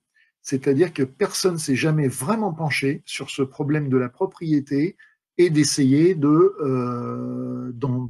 comment dire, d'étudier les formes qu'elle a pu prendre. Voilà, enfin, je crois que c'est vraiment un immense chantier, quasiment vierge. Voilà, je ne sais pas. Revenez dans 20 ou 25 ans, j'aurai peut-être quelque chose à vous dire de plus là-dessus. Alors, est-ce qu'on sait quelle est l'origine du prix de la fiancée, qui est visiblement une coutume plutôt répandue? Eh bien, c'est ce que j'essayais de vous expliquer dans le topo. On constate que le prix de la fiancée existe dans les sociétés. Alors, Testard dira à stockage, et moi je dirais à très peu de choses près à stockage. Voilà. Et donc, on sent qu'il y a un rapport entre les deux. Voilà. Et donc, je rappelle que, en gros, les sociétés, alors c'est toujours, il y a toujours un petit, vous voyez, à chaque fois, il y a un à peu près. Alors, ça, c'est des gros à peu près ou des petits à peu près. Mais en gros, il y a donc ça colle assez bien les inégalités de richesse avec l'existence du prix de la fiancée. Et le prix de la fiancée colle lui-même assez bien avec le stockage. Alors, ce que j'ai essayé de vous dire, c'est que Testard disait, je constate que stockage et prix de la fiancée vont ensemble, mais je ne l'explique pas. Mon explication à moi, c'est de dire, en réalité, c'est pas en soi le stockage qui compte, c'est le fait qu'une société, qui soit d'ailleurs en général une société sédentaire, hein, parce que justement les chasseurs-cueilleurs mobiles, ils s'encombrent pas, ils n'ont pas beaucoup de biens, parce que quand vous êtes mobile, faut tout trimballer à dos d'hommes ou de femmes d'ailleurs. Enfin, vous essayez de voyager léger. Quand vous êtes sédentaire, vous commencez à produire des trucs qui vont peser lourd, qui vont vous demander beaucoup de boulot. Vous allez faire de l'investissement, quoi. Voilà, dans des belles haches, dans je sais pas moi, des pirogues, vous allez commencer éventuellement à élever des cochons, etc. Et donc, mon idée, encore une fois, qui demande à être testée, c'est de se dire, si on se dit que c'est ça le facteur déclenchant, et donc les stocks n'étant qu'un cas particulier de ce type de bien, hein, mais si on se dit que c'est ça le facteur déclenchant, ben, ça peut expliquer pourquoi on passe du travail, du service pour la fiancée, au paiement pour la fiancée. Encore une fois, ce que je disais tout à l'heure, dans ces sociétés-là, peut s'installer très facilement l'idée que plutôt que de bosser 1 an pour mon futur beau-père ou 2 ans pour mon futur beau-père pour avoir la main de ma femme, je lui donne des biens qui représentent 2 ans de boulot. Voilà. Et j'ai établi une équivalence, pour la première fois dans l'évolution sociale, j'ai établi une équivalence entre un temps de travail et un objet matériel. Voilà. Donc, moi, je pense que c'est autour de ça que ça se joue. Après, quel est mon degré de preuve bah, c'est comme toujours en sciences sociales, le meilleur possible. Ce qui m'embête par certains côtés, c'est que on peut dire qu'il y a quelques cas de société où on produit quand même des biens assez significatifs. Je pense à certains Australiens, par exemple, qui fabriquaient des filets extrêmement grands, qui demandaient beaucoup, beaucoup de travail, et qui pourtant n'ont pas basculé vers le prix de la fiancée. Comment l'expliquer? Ben, je ne sais pas trop. Voilà. Alors, est-ce qu'il y a dans les temps anciens le concept de caste comme en Inde? Alors non, il n'y a pas de concept de caste comme en Inde. Alors là, on va arriver dans des domaines où je suis pas sûr de pas dire de bêtises, mais je vais essayer. Je pense que si on garde un sens précis au mot, hein, parce que sinon après caste, on peut lui faire dire tout et n'importe quoi, mais voilà. Je pense que les castes indiennes viennent, enfin comment dire, sont intimement liées à la division du travail. Hein, donc, pour qu'il y ait des castes, il faut qu'il y ait une société où il y ait déjà des gens qui ne font que de la poterie, des gens qui ne font que de l'agriculture, des gens qui ne font que de la métallurgie, puis d'autres qui font que rien, hein, ou que prier, et qui se font nourrir par tous les autres. Hein, voilà. Donc ça, d'une manière ou d'une autre, ça n'apparaît que relativement tardivement dans l'évolution humaine, enfin dans l'évolution sociale, en tous les cas plus tardivement que la richesse elle-même. Voilà. Donc les castes sont une évolution possible des sociétés à richesse, mais avant il n'y a pas de caste. Alors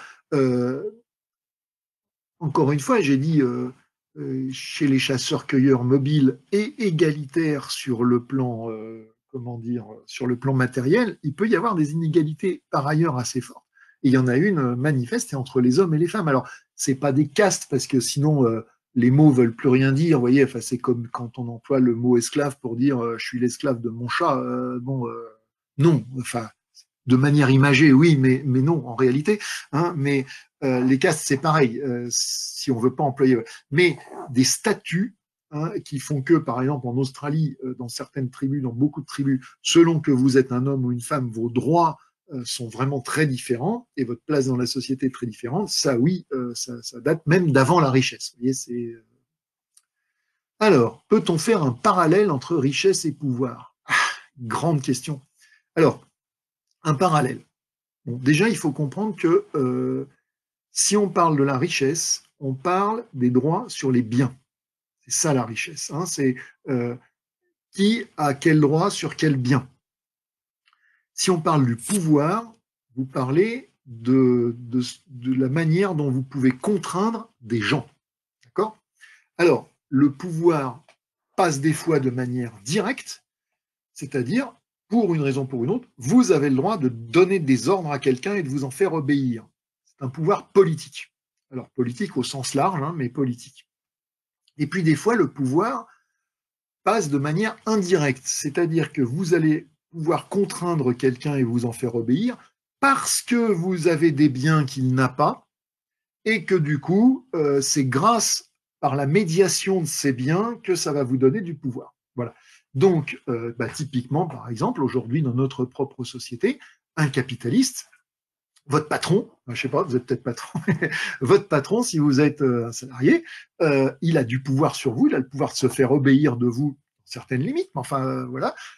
Il ne détient pas ce pouvoir parce que vous l'avez élu, il ne détient pas ce pouvoir parce qu'il a le sang bleu, il détient pas ce pouvoir, ce n'est pas un pouvoir politique. Il détient ce pouvoir parce qu'il détient l'usine, ou la banque, ou le commerce, ou tout ce que vous voulez, dans laquelle vous choisissez de rentrer comme salarié parce que vous, une usine, a priori, vous n'en avez pas et vous avez besoin de manger. Voilà. Et donc, le pouvoir d'un capitaliste sur ses salariés est donc un pouvoir médiatisé par l'économie. Hein. Donc, évidemment que la richesse donne du pouvoir, mais il y a des pouvoirs qui ne passent pas par la richesse. Vous voyez, c'est voilà. Alors après, évidemment, dans l'histoire des sociétés, les combinaisons entre pouvoir politique, pouvoir conféré par la richesse ont été extrêmement diverses et c'est un sujet d'étude tout à fait intéressant. J'ai parlé tout à l'heure là dans le diaporama, voilà, le gars qui dansait sur son mégalithe, etc. Ce que Testard appelait des plutocraties ostentatoires. Testard disait, il y a une catégorie de sociétés à richesse où il n'y a pas de structure de pouvoir formelle. Hein, il n'y a pas de conseil de tribu, il n'y a pas d'élection, il n'y a pas de lignage, il n'y a pas de choses comme ça. Et où donc tout naturellement, c'est les riches qui sont influents, c'est les riches qui donnent les ordres, c'est les riches qui se font obéir, etc. Mais pas parce qu'ils ont le droit, un droit formel de le faire, juste parce que si vous leur obéissez pas, ils ont les moyens indirects de vous contraindre. Voilà, c'est ça. Alors, encore une fois, après, il y a plein de passerelles, plein de combinaisons possibles, et c'est un sujet d'étude absolument passionnant. Mais il faut bien partir en se disant, il y a le droit de commander les gens parce qu'on a le droit de commander les gens, pouvoir politique, et il y a le droit de contraindre les gens par les biens, enfin, par la médiation de l'économie. Et il faut bien séparer les deux dans sa tête pour pouvoir ensuite raisonner, parce que sinon, on fait de la bouillie. Alors, si on suit votre hypothèse, est-ce que l'archéologie préhistorique doit se tourner en particulier vers la mise en évidence des biens W pour contribuer activement à la reconnaissance des inégalités? Quels sont alors les critères qu'il faut tenter d'identifier? Bonne question. Oui, alors la réponse est oui, si j'ai raison. Ça voudrait dire que les biens W sont un bon marqueur de l'origine des inégalités. Alors, si tout ça vous intéresse, je me permets de faire un peu une autre pub, mais on a justement fait un colloque à l'automne dernier. Vous savez, à cette époque lointaine, on pouvait se rassembler et discuter sans avoir besoin de se mettre en scaphandre. Voilà. On a fait un colloque justement pour discuter de est-ce qu'après tout, les inégalités n'auraient pas existé dès le Paléolithique supérieur? Quels sont les indices qui plaident en faveur de ces hypothèses? Quels sont les indices qui plaident en défaveur de cette hypothèse? Il y avait des chercheurs qui étaient d'opinions différentes, donc on n'était pas tous d'accord entre nous. Pour l'instant, le colloque n'est pas, n'est pas imprimé, on n'a pas écrit les actes, mais il y a les vidéos. Hein, et donc, si vous allez sur mon blog, vous pouvez retrouver ça facilement. Et vous avez, y compris les vidéos de discussion, parce que entre les interventions, on prenait le temps de discuter. Et donc, vous aurez un peu un panorama, y compris de ces questions-là. Alors, oui, dans l'absolu, vous avez tout à fait raison. S'il s'avérait que les biens W étaient un bon marqueur des inégalités de richesse, et ben à ce moment-là, il faudrait essayer de les reconnaître. Voilà. Alors après, ça pose, comme à chaque fois, dès qu'on rentre dans les détails, ça pose des tas de problèmes parce que qu'est-ce que c'est qu'un bien W à part? Comment vous estimez, par exemple, le temps de travail nécessaire à la production d'un objet? A posteriori, c'est parfois extrêmement difficile. Sur les perles d'ivoire de Sungir, vous voyez tout passer. C'est-à-dire que vous avez des gens qui vous disent en réalité, c'était de la gnognotte. Ils en faisaient ils en faisaient 12 par soirée au coin du feu. Et donc, si vous voulez, même si vous avez 12 000 perles, en réalité, ça représente rien du tout. Enfin, je prends des chiffres qui sont mauvais, mais enfin voilà. Et puis d'autres qui vous disent, mais si c'était un boulot de dingue, vous vous rendez pas compte, il faut des heures et des heures pour faire une perle, donc, etc. Et voilà, et les archéologues ont ce problème-là. Ils font des fois même de l'archéologie expérimentale pour essayer de se rendre compte en faisant les choses eux-mêmes, avec toujours le même problème, c'est est-ce qu'ils sont en train réellement de refaire les choses comme les gens les faisaient à l'époque, ou est-ce qu'il y a encore des biais. Enfin, vous voyez, tout ça est extrêmement compliqué. Mais oui, sur le principe, bien sûr, vous auriez raison. Et à ce moment-là, ça voudrait dire que, je sais pas moi, certaines, par exemple, à l'époque de Lascaux, au Magdalénien, on a quand même un certain nombre de beaux objets. Enfin, quand je dis beau, c'est pas que du point de vue esthétique. Vous voyez, il y a une espèce de raffinement technique et on voit que les gens se sont préoccupés ils ont investi. Voilà. Est-ce que du coup, cet investissement pourrait être interprété comme un signe indirect de l'existence de la richesse dans ces sociétés-là? Je suis pas du tout convaincu d'avoir la réponse. Enfin, je suis convaincu dans l'état actuel des choses, moi, de ne pas avoir la réponse. Je suis même pas sûr qu'on pourra vraiment l'avoir. Mais souvent, en préhistoire, on raisonne avec des probabilités, on raisonne avec des. On se dit, c'est dans ce sens-là qu'il faudrait réfléchir, et dans ce sens-là, bah, oui, vous avez raison. Alors, oula, ah non, il y avait d'autres questions qui se sont cachées derrière. Est-ce que l'augmentation démographique ne pourrait pas être un facteur de l'arrêt du partage? Alors, la démographie en préhistoire est un problème doublement pénible. Vous voyez, il n'y a que des problèmes en fait. C'est un problème doublement pénible. Premier problème, d'abord, on ne la connaît pas. On la connaît très très mal. On retrouve vaguement des restes, mais d'abord, on en retrouve finalement assez peu. On en retrouve de manière très différenciée selon les époques. Quand les gens sont sédentaires et font des cimetières, d'un coup, on a plein de squelettes. Et puis avant, quand ils n'étaient pas sédentaires et qu'ils n'avaient pas de cimetière, on n'en a quasiment pas. C'est pas parce que les gens mourraient pas, hein, c'est juste parce que la façon de disposer des morts fait que bon, voilà. Alors, comment dire? Donc déjà la démographie, on la connaît pas. Et les raisonnements qui nous permettraient de comprendre les rapports mutuels entre la démographie et les rapports sociaux sont des raisonnements à chaque fois faussement faciles et où on se dit bah c'est évident et puis on se rend compte que quelqu'un peut quasiment soutenir à chaque fois le contraire avec autant de brio et de vraisemblance. C'est vraiment très piégeux. Alors je crois qu'il y a un élément par contre où on est à peu près sûr et qui va dans le sens que vous dites, c'est que est-ce que l'augmentation démographique a joué un rôle dans la fin du partage? Ça, je ne crois pas trop en tous les cas, c'est pas une piste vers laquelle.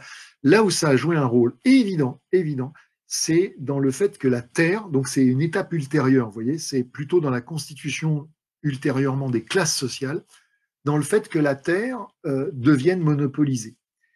Pour le dire en deux mots, quand vous êtes dans une tribu, même où il y a de la richesse, mais qui n'est pas encore une tribu avec classe sociale, vous avez une forme de propriété foncière.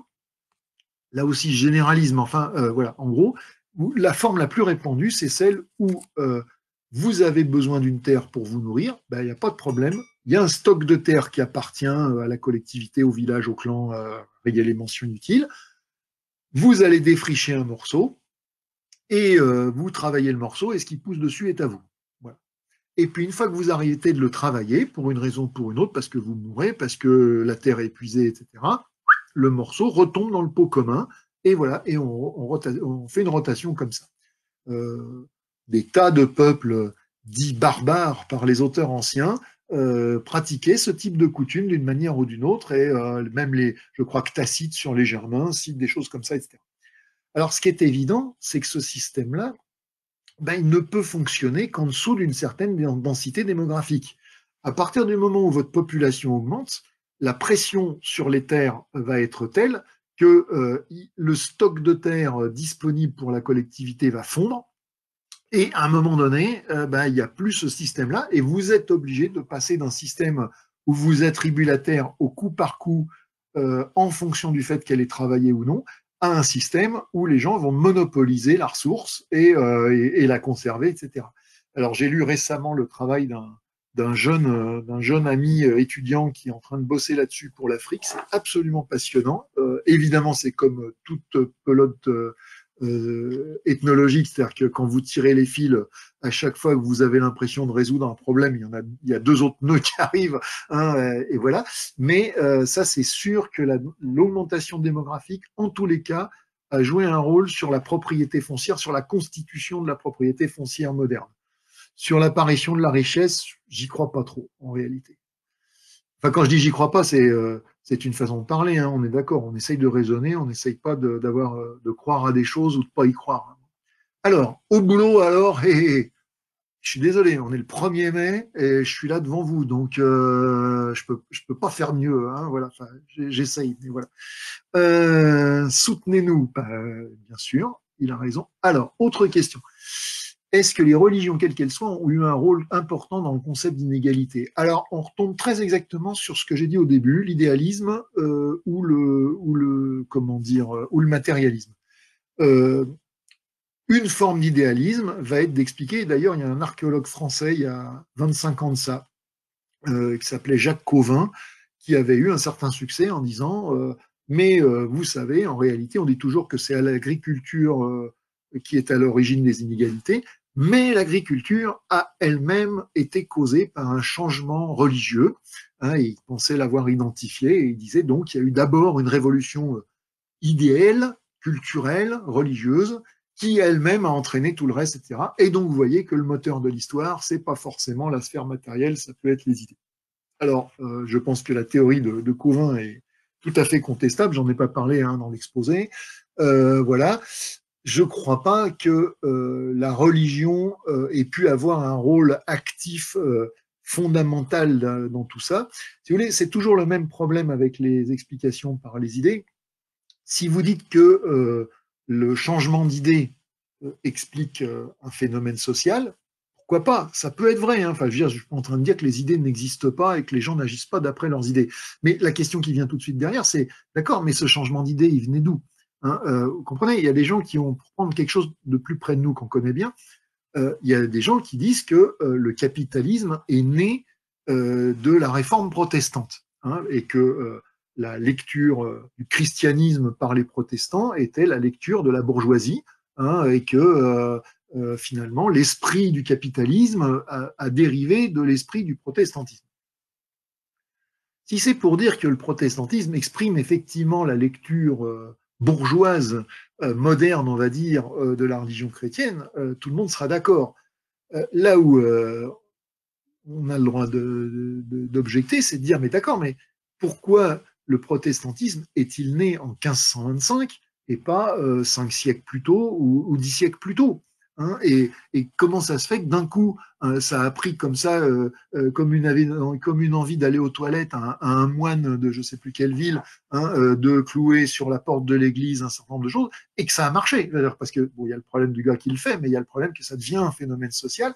Pourquoi il y a eu des gens qui ont eu envie de croire à ça? Pourquoi il y a des gens qui se sont reconnus dans cette lecture-là? Pourquoi c'était dans l'air du temps? Eh ben, l'idée, c'est que, encore une fois, les idées ont un certain rôle dans l'évolution sociale, mais elles n'ont pas un rôle primordial. Enfin, en tous les cas, quand vous êtes matérialiste, vous pensez ça. Et donc, pour moi, si vous voulez, oui, certes, le protestantisme a fait le capitalisme, mais fondamentalement, c'est le capitalisme qui a fait le protestantisme. Alors après, évidemment, hein, ça marche sur la... Alors, je pense que sur la naissance des inégalités, c'est pareil. Alors, on connaît très très mal hein, les religions, comment dire, du paléolithique. Alors, les religions du paléolithique dans le sens passé, c'est pas compliqué. On n'en sait rien. Il n'y a rien. Enfin, dire, on peut broder des hypothèses, mais voilà. Tout ce qu'on a, c'est une connaissance pas trop mauvaise des religions des peuples de chasseurs-cueilleurs qu'on a observés à l'époque moderne. Je dis pas trop mauvaise parce que vous comprenez que la religion, c'est pas ce qu'il y a de plus facile à piger quand vous parlez pas la langue, quand vous êtes voilà, et que souvent quand vous lisez, déjà quand vous lisez sur les faits sociaux des témoignages d'ethnos, vous avez un témoignage qui vous dit blanc et le témoignage d'à côté qui vous dit noir sur la même société à la même époque, etc. Et vous savez pas qui croire. Mais quand c'est sur les conceptions religieuses où en plus ceux qui ont écrit ça, comment dire, calqué ça dans leur case mentale, etc. Prudence. Hein. Mais en tous les cas, voilà, fondamentalement, je pense pas je pense que la religion a eu un problème avec l'arrivée de la richesse et que vraisemblablement, il y a eu des changements religieux qui ont été, comment dire, induits par l'arrivée de ce phénomène-là. Mais encore une fois, je pense que la richesse n'est pas un phénomène qui a été décidé consciemment. C'est-à-dire que quand les gens, ça c'est un point important que j'aurais peut-être dû dire, mais quand les gens ont instauré le prix de la fiancée, ils n'avaient pas le sentiment d'instaurer l'inégalité. Ils avaient le sentiment de dire, c'est pareil, on va dire, plutôt que de s'emmerder à bosser pendant 3 ans, filons des biens, ça sera plus simple pour tout le monde. Point barre. Et les effets secondaires de cette affaire-là, hein, on sait bien des millénaires plus tard que les sociétés ne se dirigent pas consciemment. Hein. C'est d'ailleurs un petit problème. Mais il arrive des tas de trucs qui avaient été prévus par personne.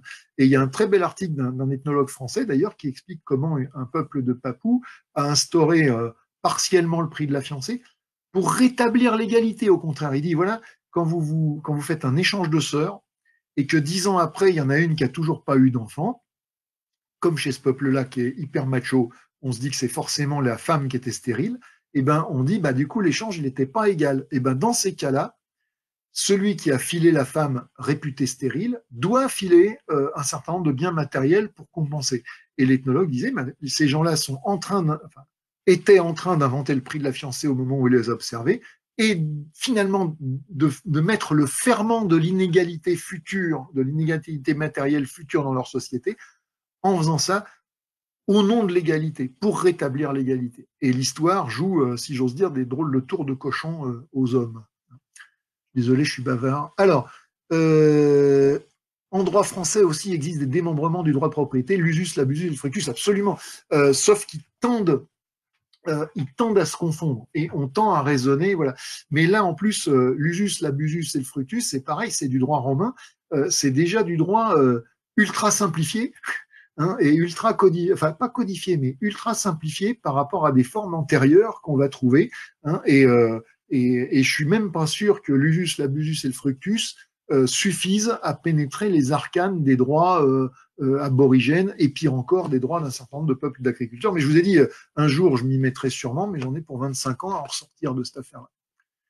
Alors, pourquoi les femmes font-elles l'objet d'un marché? Ah, vaste question. Ça a été l'objet de mon premier bouquin. J'avais causé de ça quand j'étais venu à Toulouse la première fois.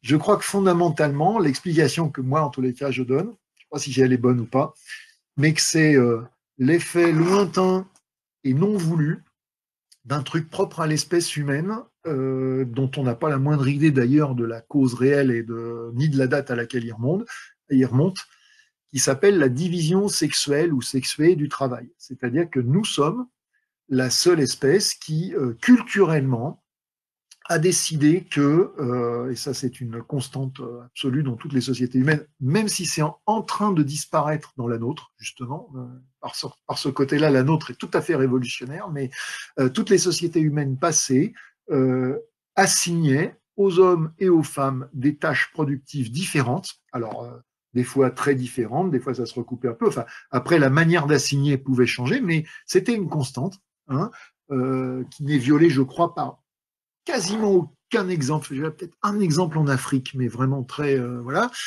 Et dans cette division sexuée du travail, c'est pareil, il y a des tas de choses qui changeaient, mais il y a une chose qui ne changeait jamais, c'est que c'était les hommes qui avaient le monopole ou le quasi-monopole. Je vous fais un paquet cadeau des armes les plus létales, de la chasse, de la guerre et donc de la violence politique.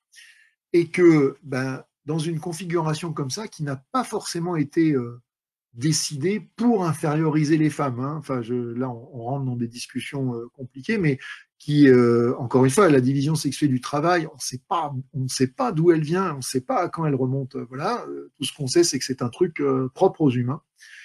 Dans une configuration comme ça, et ben, en cas de conflit entre les hommes, évidemment, les hommes étant armés, les femmes ne l'étant pas, les femmes ont tendance à devenir des, comment dire, des pions, c'est un peu exagéré et péjoratif, mais enfin, disons, les sujets des stratégies masculines. Hein, et en gros, on fait la paix, on s'échange des femmes, voilà. Et c'est sans doute comment dire, la forme la plus ancienne de domination institutionnelle dans les sociétés humaines. Voilà.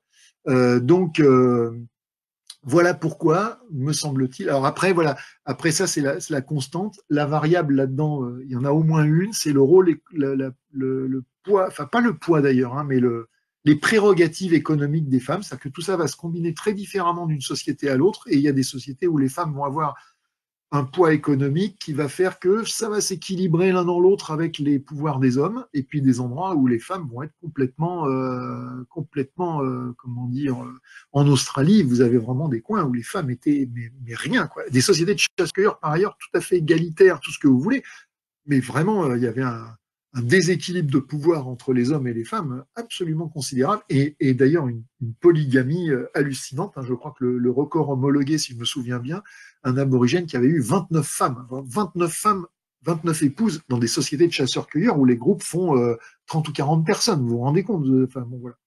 Alors, il y a une autre étude à faire sur l'apparition du concept de possession des femmes. Bah, je me permets de vous... alors, la femme était donc considérée depuis longtemps comme un bien. Alors, comme un bien, je dirais pas ça. C'est là où, là, pareil, hein, les mots sont glissants. Mais en tous les cas, les femmes dans les sociétés humaines ont manifestement depuis longtemps, comment dire, moins de droits sur les hommes et sur elles-mêmes que les hommes n'en ont sur elles. Voilà. Ça ne veut pas dire que c'est des biens, ça ne veut pas dire qu'elles n'avaient aucun droit, ça ne veut pas dire que... Enfin, vous voyez, il faut être nuancé. Hein, y compris, vous savez, même dans les sociétés plus modernes, il y a 150 ans en France, les droits juridiques des femmes, ça pesait pas lourd. Mais ça n'empêchait pas un certain nombre de femmes, dans un certain nombre de circonstances, d'avoir quand même un certain poids social. Enfin, vous voyez, il y avait des stratégies de contournement. Si on reparle donc des sociétés de chasseurs-cueilleurs, il est certain qu'il y a donc depuis très longtemps un pouvoir masculin, alors qui s'exprime encore une fois de bien des manières, à bien des degrés. Enfin, tout ça, si on ne veut pas faire des généralités généralisantes, c'est compliqué. Je peux me permettre de vous, alors évidemment, je recommande, hein, j'ai un bouquin de 500 pages mais que je pense lisible, mais que j'avais fait donc il y a une dizaine d'années là-dessus. Si vous allez sur mon blog, il y a la version light, il y a une brochure en téléchargement gratuit, hein, en PDF avec des illustrations, etc., qui vous résumera moi ce que je pense pouvoir dire là-dessus. Voilà. Ça ne veut pas dire qu'on répond à toutes les questions, mais alors, on peut voir le chat. On peut voir le chat. Alors les chats, enfin, en ce moment, il y en a 3. Il y en a 2 à moi et il y en a une troisième dont j'ai hérité juste avant le confinement et quelqu'un qui n'a pas pu voir la récupérer. Alors, est-ce que je le vends elle a foutu le camp. Elle était là uniquement pour m'embêter pendant que je parlais, mais depuis, elle a refoutu le camp. Alors, bienvenue dans le club des esclaves de leur chat. Oui, je crois qu'on est assez nombreux, en fait. Hein. Il semblerait que l'ensemble des gens oui. Ce n'est pas un mal. Effectivement, je confirme, c'est que des femelles. On est passé du mégalithe à la Rolex. Oui, mais le mégalithe, c'était la Rolex. Hein, et c'était même pire que la Rolex, c'est-à-dire que, vous comprenez, dans notre société à nous, il y a des choses, par exemple, il y a un pouvoir politique distinct de la richesse, même si il n'est pas interdit de penser qu'il est moins au service de la collectivité qu'au service de la partie de la collectivité qui détient la richesse. Mais formellement, nous avons des gens qui sont élus, qui sont censés représenter la collectivité, etc. Dans les sociétés dont nous parlons là, comment dire, les sociétés les plutocraties ostentatoires, voilà. Il n'y a pas d'homme politique, hein. Enfin, il n'y a pas de conseil, il n'y a pas d'élus, il n'y a pas, etc. Les riches sont naturellement ceux qui s'imposent comme les dirigeants de la collectivité.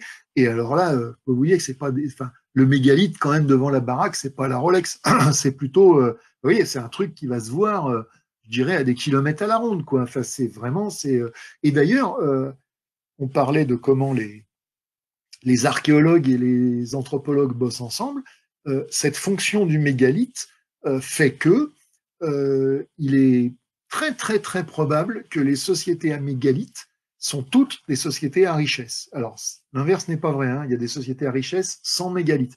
Mais qu'en gros, une société préhistorique qui a laissé des mégalithes, c'était une société où il y avait des riches et des pauvres. Et que donc, vous voyez, les beaux monuments de Stonehenge, de Karnak, de tout ce que vous voulez, c'est le signe qu'à cet endroit-là, il y avait des hiérarchies sociales fondées sur la richesse. Alors, est-ce qu'il y avait que des hiérarchies fondées sur la richesse? Est-ce qu'il n'y avait pas aussi d'autres hiérarchies? Est-ce qu'il y avait des structures politiques? On ne sait pas trop, enfin, mais il y a eu des boulots là-dessus qui sont tout à fait intéressants. Alors, j'aurais dit une bêtise. Les castes en Inde ne sont pas aussi anciennes qu'il n'y paraît, elles se mettent en place à l'époque védique et sont autant liées à la dénomination de nouveaux groupes sociaux sur les anciennes... oui. Alors là... Oui, après, on rentre dans des histoires, enfin là, je vais peut-être pas m'étendre parce qu'en plus, je me sens moins compétent. Il y a toujours des discussions qui se télescopent quand vous avez comme ça des sociétés nettement stratifiées. Hein, une discussion du style, il y a des conquérants qui sont arrivés et donc vous expliquez la stratification par la conquête. Sauf que n'importe quelle conquête ne permet pas de mettre en place une stratification. Tiens, je suis tombé sur un joli proverbe cette semaine, proverbe chinois traditionnel qui disait on peut conquérir un royaume à cheval, mais il faut en descendre pour le gouverner. Hein, et il dit des choses très profondes en fait, et il dit que finalement, dans un certain nombre de cas, des gens, disons, d'un système social moins j'allais dire évolué, c'est pas forcément le bon terme, mais en tous les cas, moins stratifiés, moins techniquement évolués, etc., peuvent éventuellement conquérir militairement une société plus avancée, mais que finalement, s'ils veulent la diriger de manière durable, ils sont obligés de sur le plan social, c'est en quelque sorte la société qui les conquiert. Et je crois que Engels disait des choses assez similaires à propos de la conquête de Rome par les barbares, en disant sur le plan militaire, les barbares ont conquis Rome, mais sur le plan social, par bien des côtés, c'est les Romains qui ont conquis les barbares.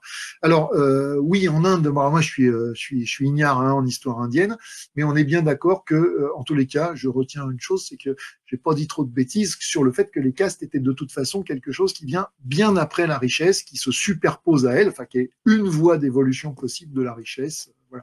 À présent, est-ce que toutes les castes dans le monde, d'abord, est-ce qu'il y en a d'autres qu'en Inde? J'en sais trop rien. Et est-ce que toutes les castes sont nécessairement le produit d'une conquête? Je sais pas. Voilà.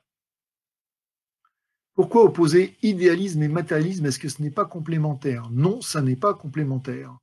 Sur le plan philosophique, alors il y a l'explication de l'histoire, mais sur le plan strictement philosophique, l'idéalisme dit il existe quelque chose dans l'univers qui n'est pas matériel. Le matérialisme dit non, il n'existe rien dans l'univers qui ne soit matériel. Il n'y a pas de demi-mesure entre les deux. Soit vous êtes l'un, soit vous êtes l'autre. Vous ne pouvez pas être les deux à la fois, c'est pas possible. Voilà, ce sont deux propositions qui s'excluent. Et en matière historique, vous pouvez discuter, évidemment, et je pense que ça n'a pas grand sens d'en discuter en général. Après, il faut en discuter en particulier. Dans tel phénomène, quel a été le rôle des idées, quel a été le rôle de la culture, quel a été le rôle des mentalités et quel a été le rôle de l'économie, de la technique, de ce que vous voulez. Bien sûr que vous soyez idéaliste ou matérialiste, ça, c'est des discussions qu'il faut mener. Encore une fois, c'est une prise de position de principe. Ça ne résout pas les questions que vous allez ensuite traiter. Mais le principe même de se dire, fondamentalement, est-ce que ce sont les idées qui sont premières et qui déterminent ensuite les rapports sociaux, ou est-ce que ce sont les rapports sociaux qui sont premiers et qui déterminent ensuite les idées? On ne peut pas répondre les deux mon capitaine, c'est pas possible. Enfin, en tous les cas, je ne sais pas s'il y a des philosophes qui ont essayé de se tenir comme ça au milieu du gué, mais à mon avis, ils en sont tous tombés, soit d'un côté, soit de l'autre. Alors, les inégalités de richesse ne sont-elles pas la conséquence des inégalités de force physique ou de capacité intellectuelle? Réponse, pas du tout. Voilà, donc ça c'est enfin une question à laquelle je peux répondre simplement. Pas du tout. Justement, ce qu'on voit, c'est que il n'y a pas de société dans laquelle, les gens traduiraient leur force physique par la possession de plus grands biens matériels, comme ça directement, sans médiation, sans institution. et il n'y a pas de société dans lesquelles les gens traduiraient directement leur capacité intellectuelle. Donc, si vous êtes chez les Australiens, d'abord, vous ne pouvez pas avoir d'inégalité de richesse parce qu'encore une fois, tout le monde a accès aux ressources. Une fois que vous chassez, il y a des tas de règles qui font que, voilà, quand vous êtes le parent de quelqu'un, vous pouvez aller le taxer autant que vous voulez, il est obligé de vous donner. D'ailleurs, ça existe encore aujourd'hui chez les aborigènes australiens, comment dire, aussi fracassés qu'ils aient été par la colonisation. Aujourd'hui, un aborigène touche une aide sociale ou peut aller au supermarché acheter de l'alcool, parce qu'il y en a un certain nombre qui sont interdits d'acheter de l'alcool. Le premier truc, il sort avec sa liasse de billets du distributeur, il distribue. Il les donne aux membres de son groupe. Et c'est comme ça. Hein.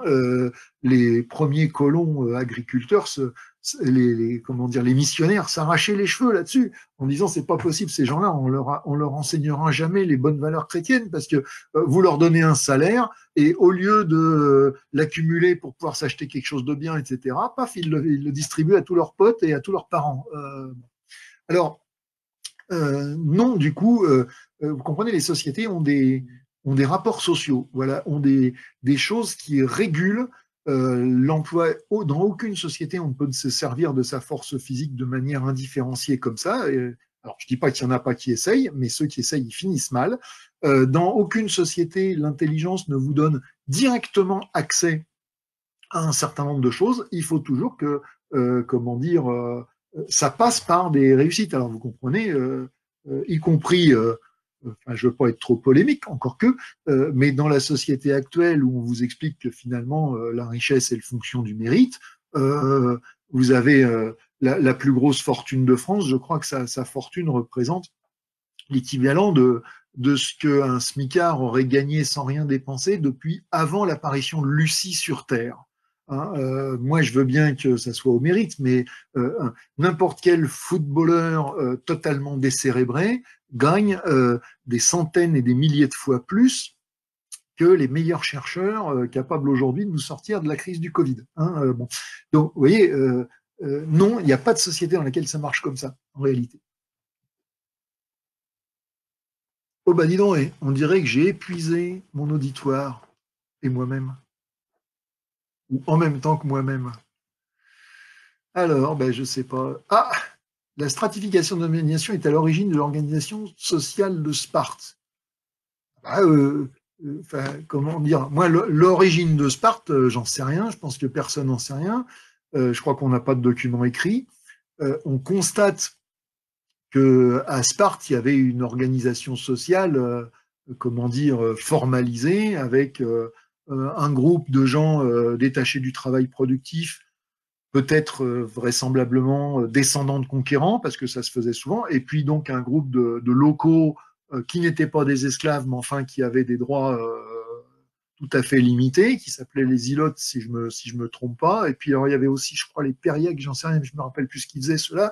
Voilà. Alors le problème est que là, vous comprenez, on se retrouve devant un truc achevé, ou enfin en tous les cas fruit de milliers d'années d'évolution sociale.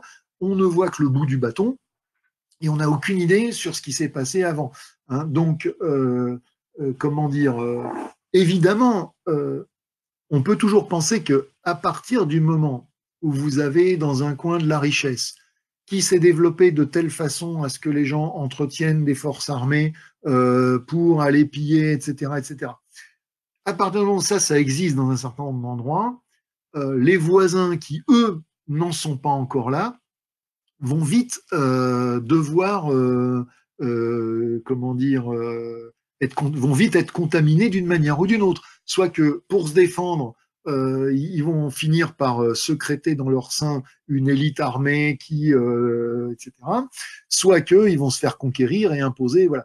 Mais comprenez, ça c'est des problèmes tout à fait intéressants, etc. Mais qui sont secondaires au sens où ils ne nous disent pas, ils ne nous disent rien de la manière dont la richesse, puis comment dire, ce qu'elle a sécrété sur le plan social, comment tout ça est né dans les endroits primaires, dans les foyers d'infection primaire. Tiens, je vais prendre une métaphore d'actualité. Hein. Donc, ce qui nous intéresse en anthropo, c'est évidemment comment il y a la contagion, mais ce qui nous intéresse aussi, c'est comment c'est apparu, hein, et comment les premiers foyers d'infection sont apparus. Voilà.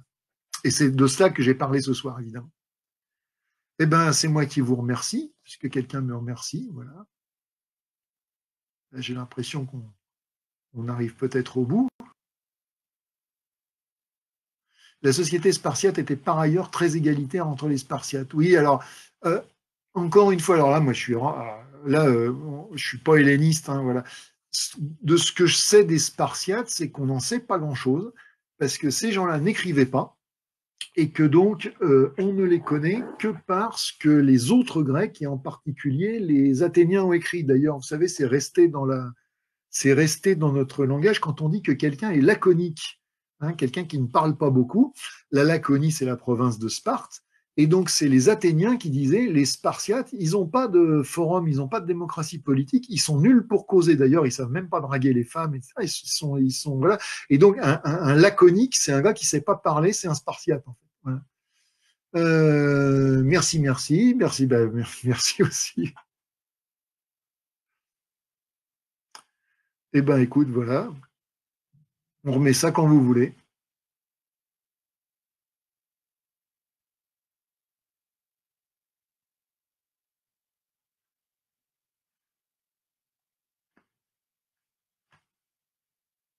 Bon, bah, je vais redire merci alors.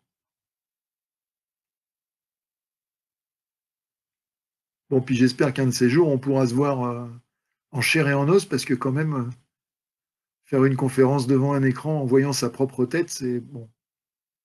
Bah, vous voyez que je suis moins mal coiffé que le conférencier de la semaine dernière quand même, hein. J'espère que tout le monde l'a bien noté.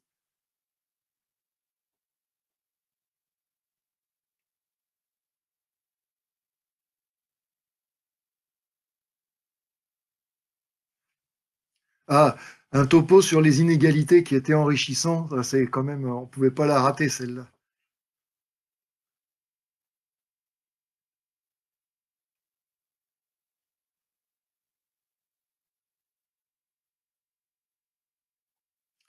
Bon,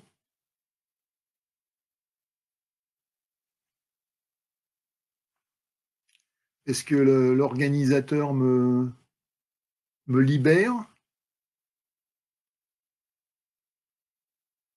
Inégalité capillaire. Non, monsieur, c'est un choix.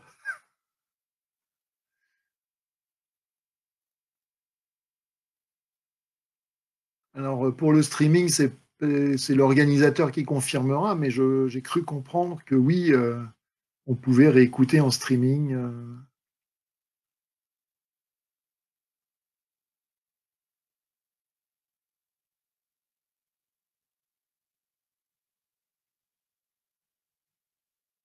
Voilà. Bon, bah écoutez, merci à vous tous. Et puis, je vous souhaite une bonne soirée et puis une bonne fin d'épidémie quand même, parce que voilà. Allez, ben, à très bientôt. Et puis, n'hésitez pas à me contacter sur le blog si vous, il y a mon mail, hein, si vous voulez suivre les échanges en public ou en privé. A priori, j'essaye de répondre à tout le monde. Voilà. Au revoir.